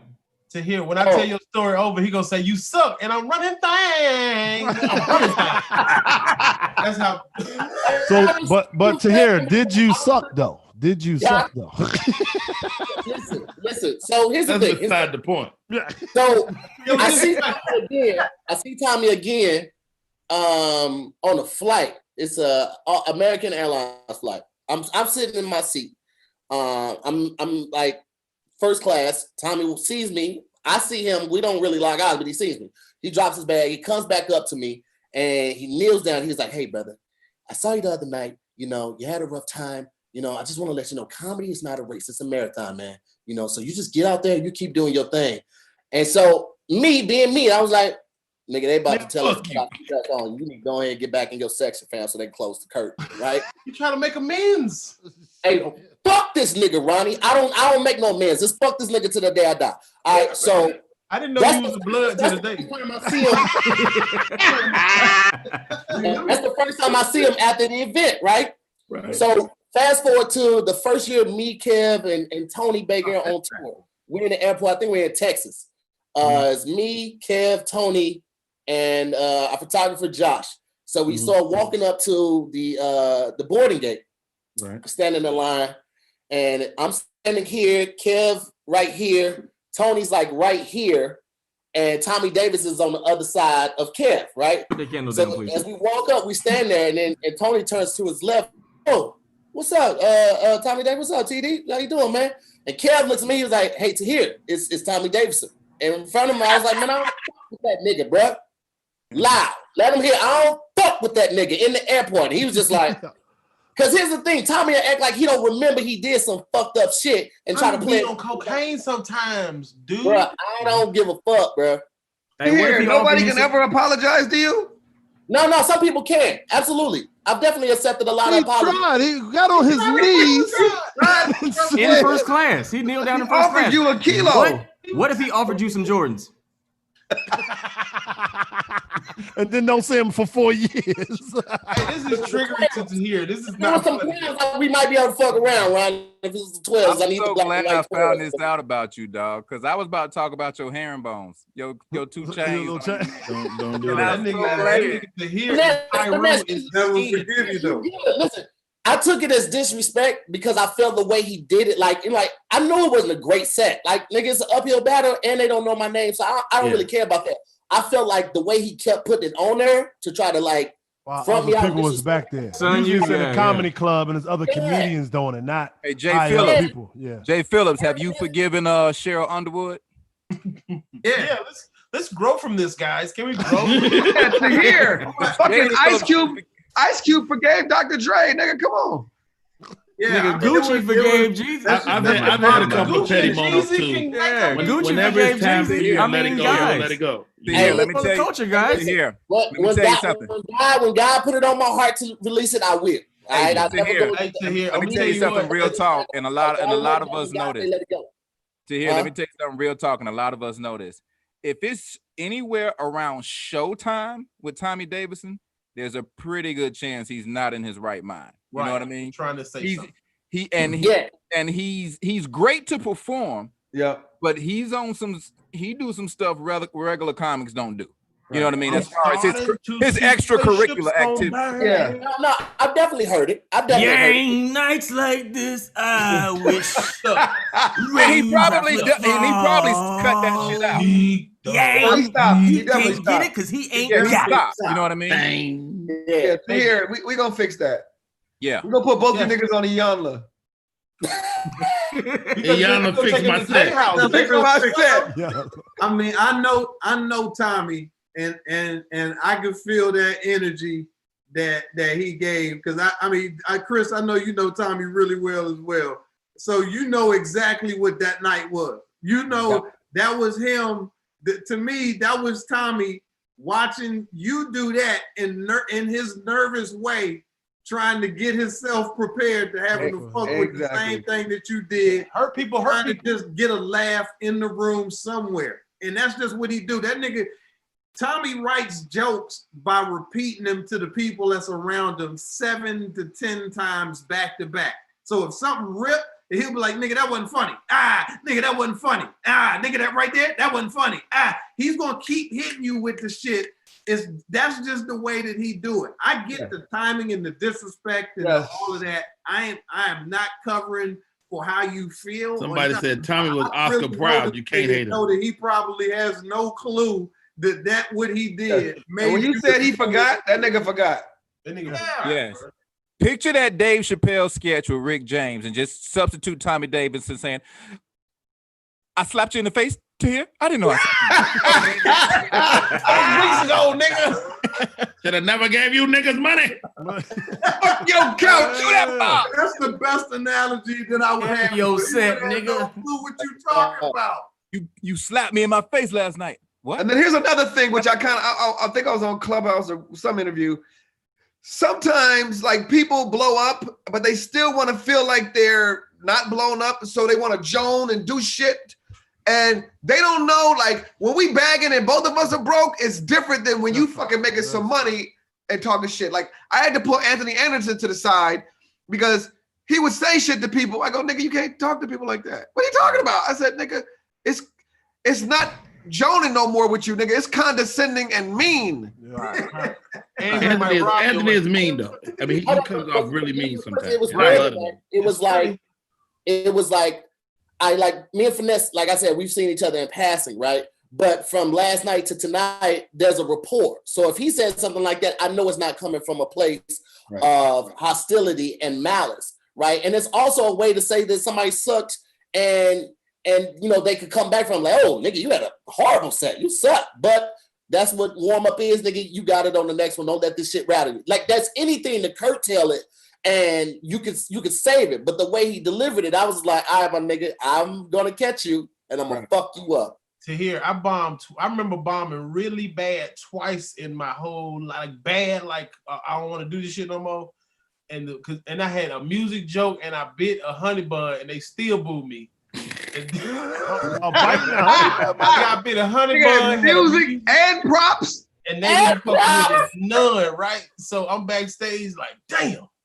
And all I heard was, they wasn't ready for you, dog. And then I saw the littlest fist. It was Lil Duval. It was a little tiny fist. Like, and I wanted to throw this nigga so far. But then the next time I found I was sitting on the steps. They weren't ready for you, dog. The tiniest little fist. Hey, like, so Ronnie, when you get booed, are you still chewing the honey bun? Like, yeah, I had to put it back in the package. I was like this, so shit. I'm finna get slow chew. Let me tell you something about the way that we came up, though. Yeah, man. I was just about to we came up a little different.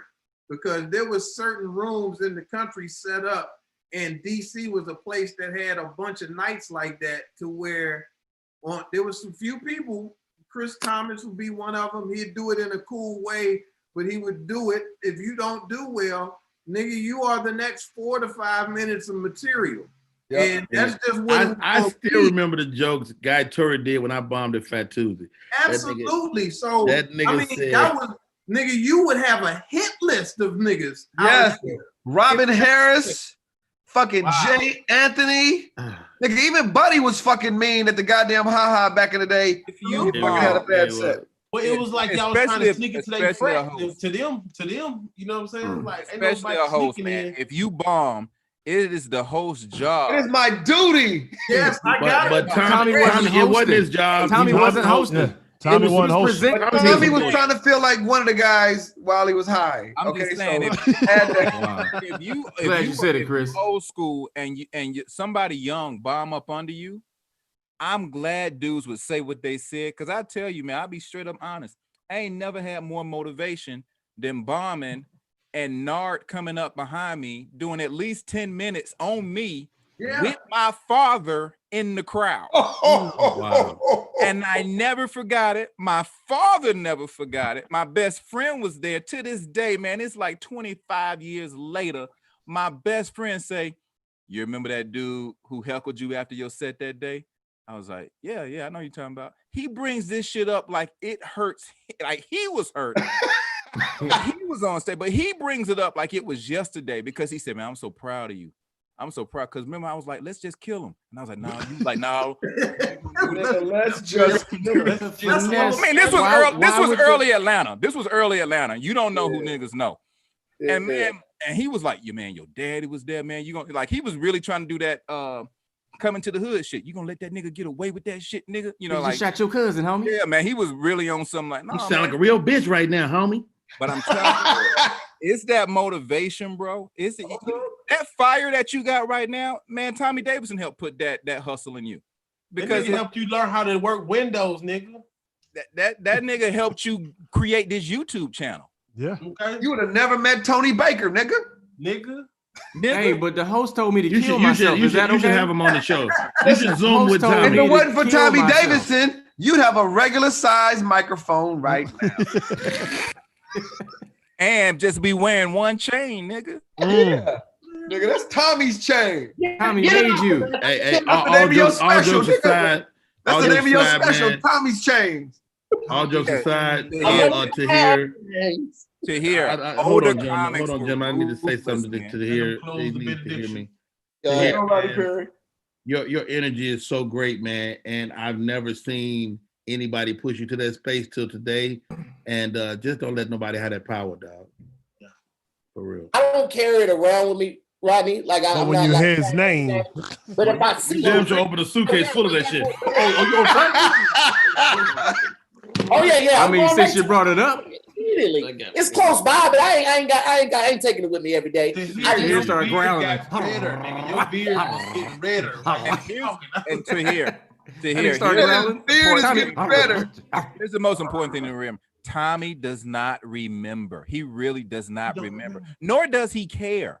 Right. And what the problem is what he'll care about, and Tahir cares today. What he'll care about is trying to connect with you today. Like y'all never met, and it never happened. And that's the real, sincere Tommy Davidson. Let's try to get him on Zoom in with the homies. I think that'd be dope. I'm gonna FaceTime him right now. Hey, y'all, so all y'all tell the story. You got to worry about that. Don't do that. Don't do that. Oh, that's why they call you Uncle Rodney. I get it now. Hey, we about to get Cat, Cheryl Underwood, Tommy Davidson. What's beef? Beef nigga, G-Thing Towel. Nigga, we about to get everything. Wow. Lil Duval, we getting all them niggas on the show. The little fish. Everybody gonna confront their boors. D-Ray's eye. I'm zooming with the homies. Right. Y'all got anything y'all want to pull up real quick? We can go through real quick and let you do your sign-offs. Chris has yawned like 36 times, so I definitely want to get him out of here so he can go later. Yeah, y'all, you did one of these yawns when you covered the whole mouth with the whole hair like that. Like I tried to do the tight, like squeeze out the sides. Hey man, y'all stop talking about yawning because everybody gonna catch one. Yeah, I just did it. See? Here we go. Nah, Spank, that's your regular face, nigga. Spank, that's your regular face, Spank. Spank was like, Spank got the pre-yawn face. Spank, what's the H behind you for? Horton, my last name. The wife. I thought it was Heartbeat. Oh no, that's for Horton. Heartbeat. My wife, yeah, I don't know if y'all know, but I can break the news now. Got a divorce. Yeah, I'm out here in these streets. Sorry to hear that. Yeah, sorry to hear that. No. Don't be sorry, baby. Don't be sorry. This nigga got a real bad. Hey, look, you come to Atlanta on the sneak tip, hit me up so you can do my podcast. Listen, hey, here go that shady nigga. Say it again, Spank. Yeah, I got a divorce, man. You know what I'm saying? What? Let me see. Is she okay? Is she okay? Instagram. You had a pandemic divorce? It was a pandemic divorce? Yeah, we split last year, but February she moved out. So it happened in March. Yeah, but yeah, so I was in this bitch lonely than a motherfucker the first couple months. I see you walking around that motherfucker when you that was the first couple of days you got on Instagram Live. Yeah. Playing music in the middle of the night. Let me ask you something. Did touring and that Hollywood rock star lifestyle affect your marriage? I think the money did. I ain't gonna lie to you. I think the money. I don't want to hear that bullshit right now. I feel like we came from the bottom and we here now. I don't want to hear your bullshit right now. I don't want to hear that every day constantly. Did you have to break bread? Because you was married a couple of years. Did you have to? We did it. What's the name? We good. We straight. Your son is. Are your kids both? Are you both your kids from her? Just my daughter. My son from another woman. Right. Yeah, but we good. Spank, you want us to move on? Spank, you want us to move on?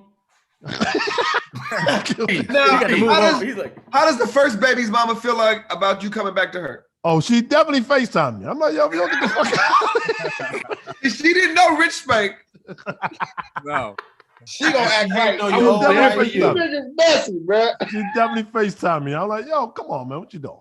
Anyway, move on, y'all. Move on, guys. Wrap it up to here. Move on, guys. He FaceTime her laying down on the stomach. Hey, big head, what you doing? Hey, big head. You left your cup over here. You left your cup. I just looked at some of our old pictures. But I know. Hey, guys, Jesus. But I know my wife and Chris Spencer's wife is cool and all that, so I figured I'd throw that news to Chris so we can have a good pillow talking tonight. I usually do well when other niggas fail. Other niggas fail, right? There you go. You be like, what? I can't believe this. This is crazy. Yeah, it ain't nothing like telling your wife somebody else that they ain't make it, and all that shit y'all was bickering about that week go away. Because then she realized, oh shit, people breaking up. Niggas is leaving. Niggas is and leaving. then I go just like I this. don't let my wife be friends with nobody else. You sure have not. That nigga had sheltered her like Princess died. Ain't got time. Yeah. Rodney wife a rumor. I don't let my wife hang with no Rodney wife rich a people. rumor. I need my wife to know that this is as good as it get over here. Right. Yeah, your woman start want to live that Kevin Hart life. Yeah. like Alpharetta is the top, bitch. Alpharetta? Might go Mansell Road. That was an Atlanta reference, ladies and gentlemen. Mansell Road. Oh, the loop is as far as it goes. They won't let the show end. Tahir, go ahead. You got to take over. You got to take over. I'm gonna go Tahir, I ain't got shit to pub unless I'm on this show again. Man, y'all hit officialblessedaf.com and help them babies get some criminals. I'm still waiting on my goddamn sweater, Ronnie. What happened was I have a new printer, and that dude is fired that was doing yours. But I got you. Don't worry about it. Ronnie, I'm gonna send you my basketball picture to make one. I got you don't have no cursing on it. Can I get one too?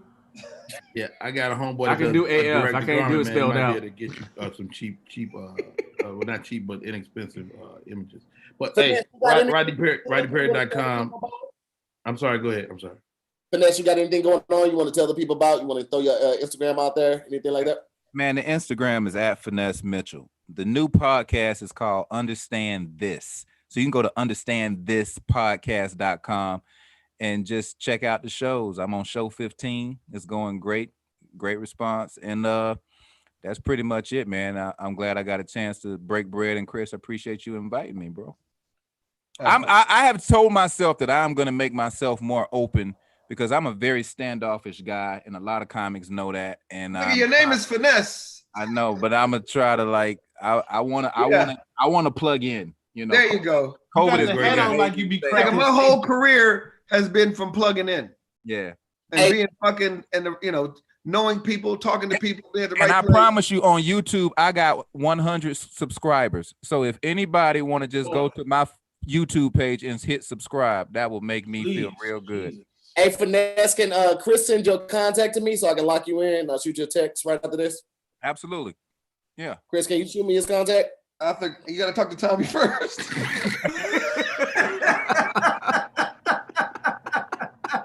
That nigga was triggered like Jasmine Sullivan, nigga. Tommy Davis. Yeah, he was like George Lopez with what's his name? From Rogan. Huh? Rogan. That nigga took his glasses off. He turned his chain around. He was like, Bob. He said, "Look, homie, let that go, man. Let that go, man. Because that man fueled a lot of blessings in your life. You don't even realize that." Yep. Yeah, all right.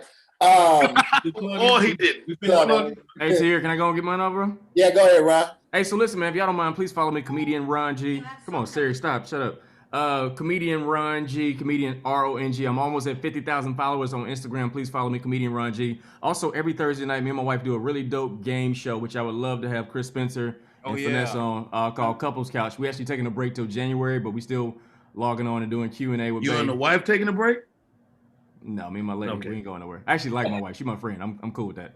Y'all been married an hour. Can I get that invite too, Ron? Can I get that? Everybody be hitting me with the wait. You It's get married? for Wait, couples, nigga. Spank. It's for couples. Don't give me that energy, man. I can't get the invite, It's for Ron? couples, Spank. Oh, it's for couples. Oh, Yeah. my bad. Hey, Spank, you and your baby mama can get on the show if you want to. We'll figure it You out. and Wayne can go on there. Stupid. With my wife, I'm 16 in, baby. And then every Sunday we do Virtual Chocolate Sunday, super dope show. All the details on my Instagram, comedian RONG. Appreciate you. All right. Jay Phillips, what you got for the people, bro?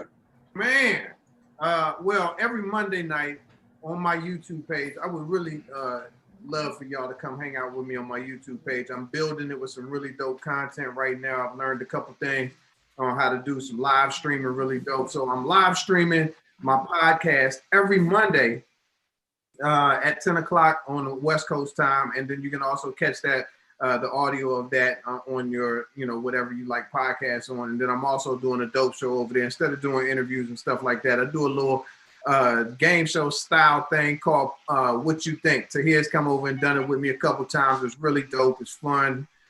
So check that out as well. What You Think and Mind of the Quiet Dude. That's my podcast. And that's right. I forgot about that part. The shit that's actually popping too. The DL Hughley radio show, Monday through Friday, 2 to 6 in whatever city you in, most likely, and on LOL Network, on Pluto TV and Peacock, Tuesdays and Fridays. DL Hughley Uncut. I write and produce on that as well. Check those out. Love it.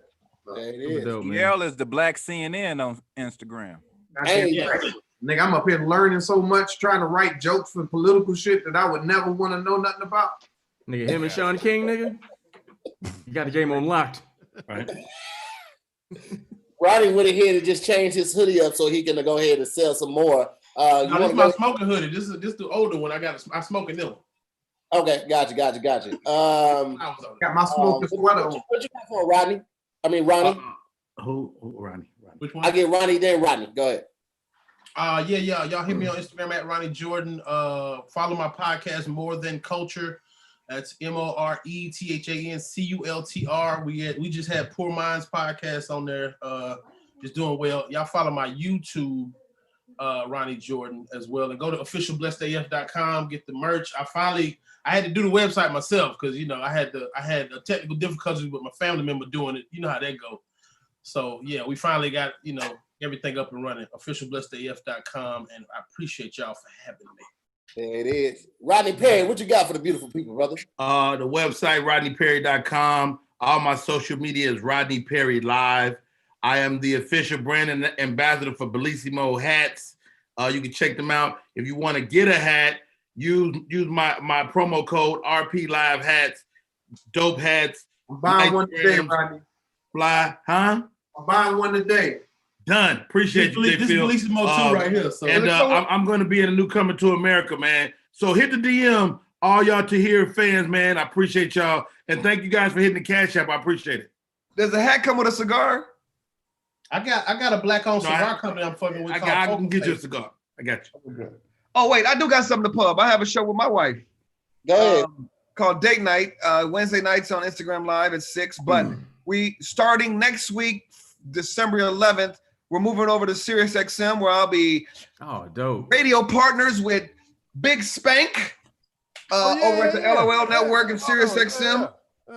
date night with Chris and Vanessa. Friday, I think at 4 p.m. Something like that. I'm not sure yet. It's brand new. All right. Man, I love all this money being circulated, man, from these jokes. It's beautiful. Yeah, you can follow me. Chris, do something else. You can follow me on IG, Spank Horton, Twitter, Spank Horton, and you can check me out on Sirius XM, Straight from the Heart, 4 o'clock p.m. PST time, every Tuesday and Thursday, channel 96, Sirius XM. Oh, yeah, I also got a podcast with Tommy Davidson called Why Can't We Be Friends? Also, why can't we be friends? Let bygones be bygones. You niggas are so You should have never told us that. Listen, it don't bother me like that because it all goes to. Oh, it bother you, nigga. Don't do that. Don't do that. That hit a bang. Fuck Tommy Davidson or all Oh, it don't even bother me, fam. It don't even bother me. Got it in the airport. But I'm good, fam. Don't even bother me. I want to give a shout out to Josh Inglis, Alan R, Joanne, Josh, J-Mo, Tanash, Shamika taking the stage, Adam at Rated Intimate, Ernestine, Habiba, Brother in Blue, Christine, Christopher, TJ Ain't Shit, Casey, and Tantania. Appreciate you for all the donations. Big shout out to Rated Intimate, Black-owned sex shop. You can find all your sexual needs there for couples, marriages, everything. They got everything you need there. And big shout out to Popcorn World. 250 flavors of popcorn. You can find whatever you're looking for. Amazing. Try the jerk. Try the crab leg. Goddamn me. All the flavors. Crab leg popcorn? Chris, me, CP, and a couple other people are trying to get a location out here. Like we're trying to buy space for a location out here. It's the best popcorn I've ever had in my life. Nigga, start with a kiosk. And what's it called? It's called Popcorn World. Their website is Doing the World of Flavor. All the information is in the description. You can go to the description, get it right there. If you buy something that you don't like, if one of the flavors I recommend, I will pay you. I will give you your money back, my nigga. That's how much I believe in it. Nice. They ship to here? They ship? Yes, and they ship it fresh. He's in the I think he's usually in the chat. He might be working right now. When we first started promoting him, he got so much business, he had to hire 3 new people for the job. Like, oh, that's dope. What's it called again? Better than Chicago popcorn? It's like Chicago popcorn, yeah. But he got way more flavors than he got oxtail flavor. He ain't got oxtail, but nigga, the crab leg. He got the dirty dill pickle, the spicy dill pickle. Goddamn me, the jerk is my favorite. The jerk is goddamn me. Hey, this nigga got a Nate Robinson flavor, put you right to sleep, nigga. Y'all gonna start fucking with Nate. Like, this is delicious. Nate gonna start punching people when he see them, just like punching. Hey, that's what he gonna have to do. New episode of More to the Story came out today. That's the podcast with the wife. Make sure y'all check that out. That's every Tuesday. And a new episode of Working Is Hard comes out tomorrow. That one's gonna be with Sidney Castillo. It's gonna be a great, amazing episode. Damn it, and that you scary on Thursday, and we'll see you guys tomorrow night on another episode of Zooming with the Homies. Shout out to all my guests. I appreciate y'all, man. I'll see you on the next run. Salute to y'all, man. Shout out to all Love the you, boy. Love everybody in this room. All right, y'all be easy. After party at Clubhouse. After party What number Clubhouse. should I give Tommy? I'm already on Clubhouse. See y'all over there. Clubhouse. All right.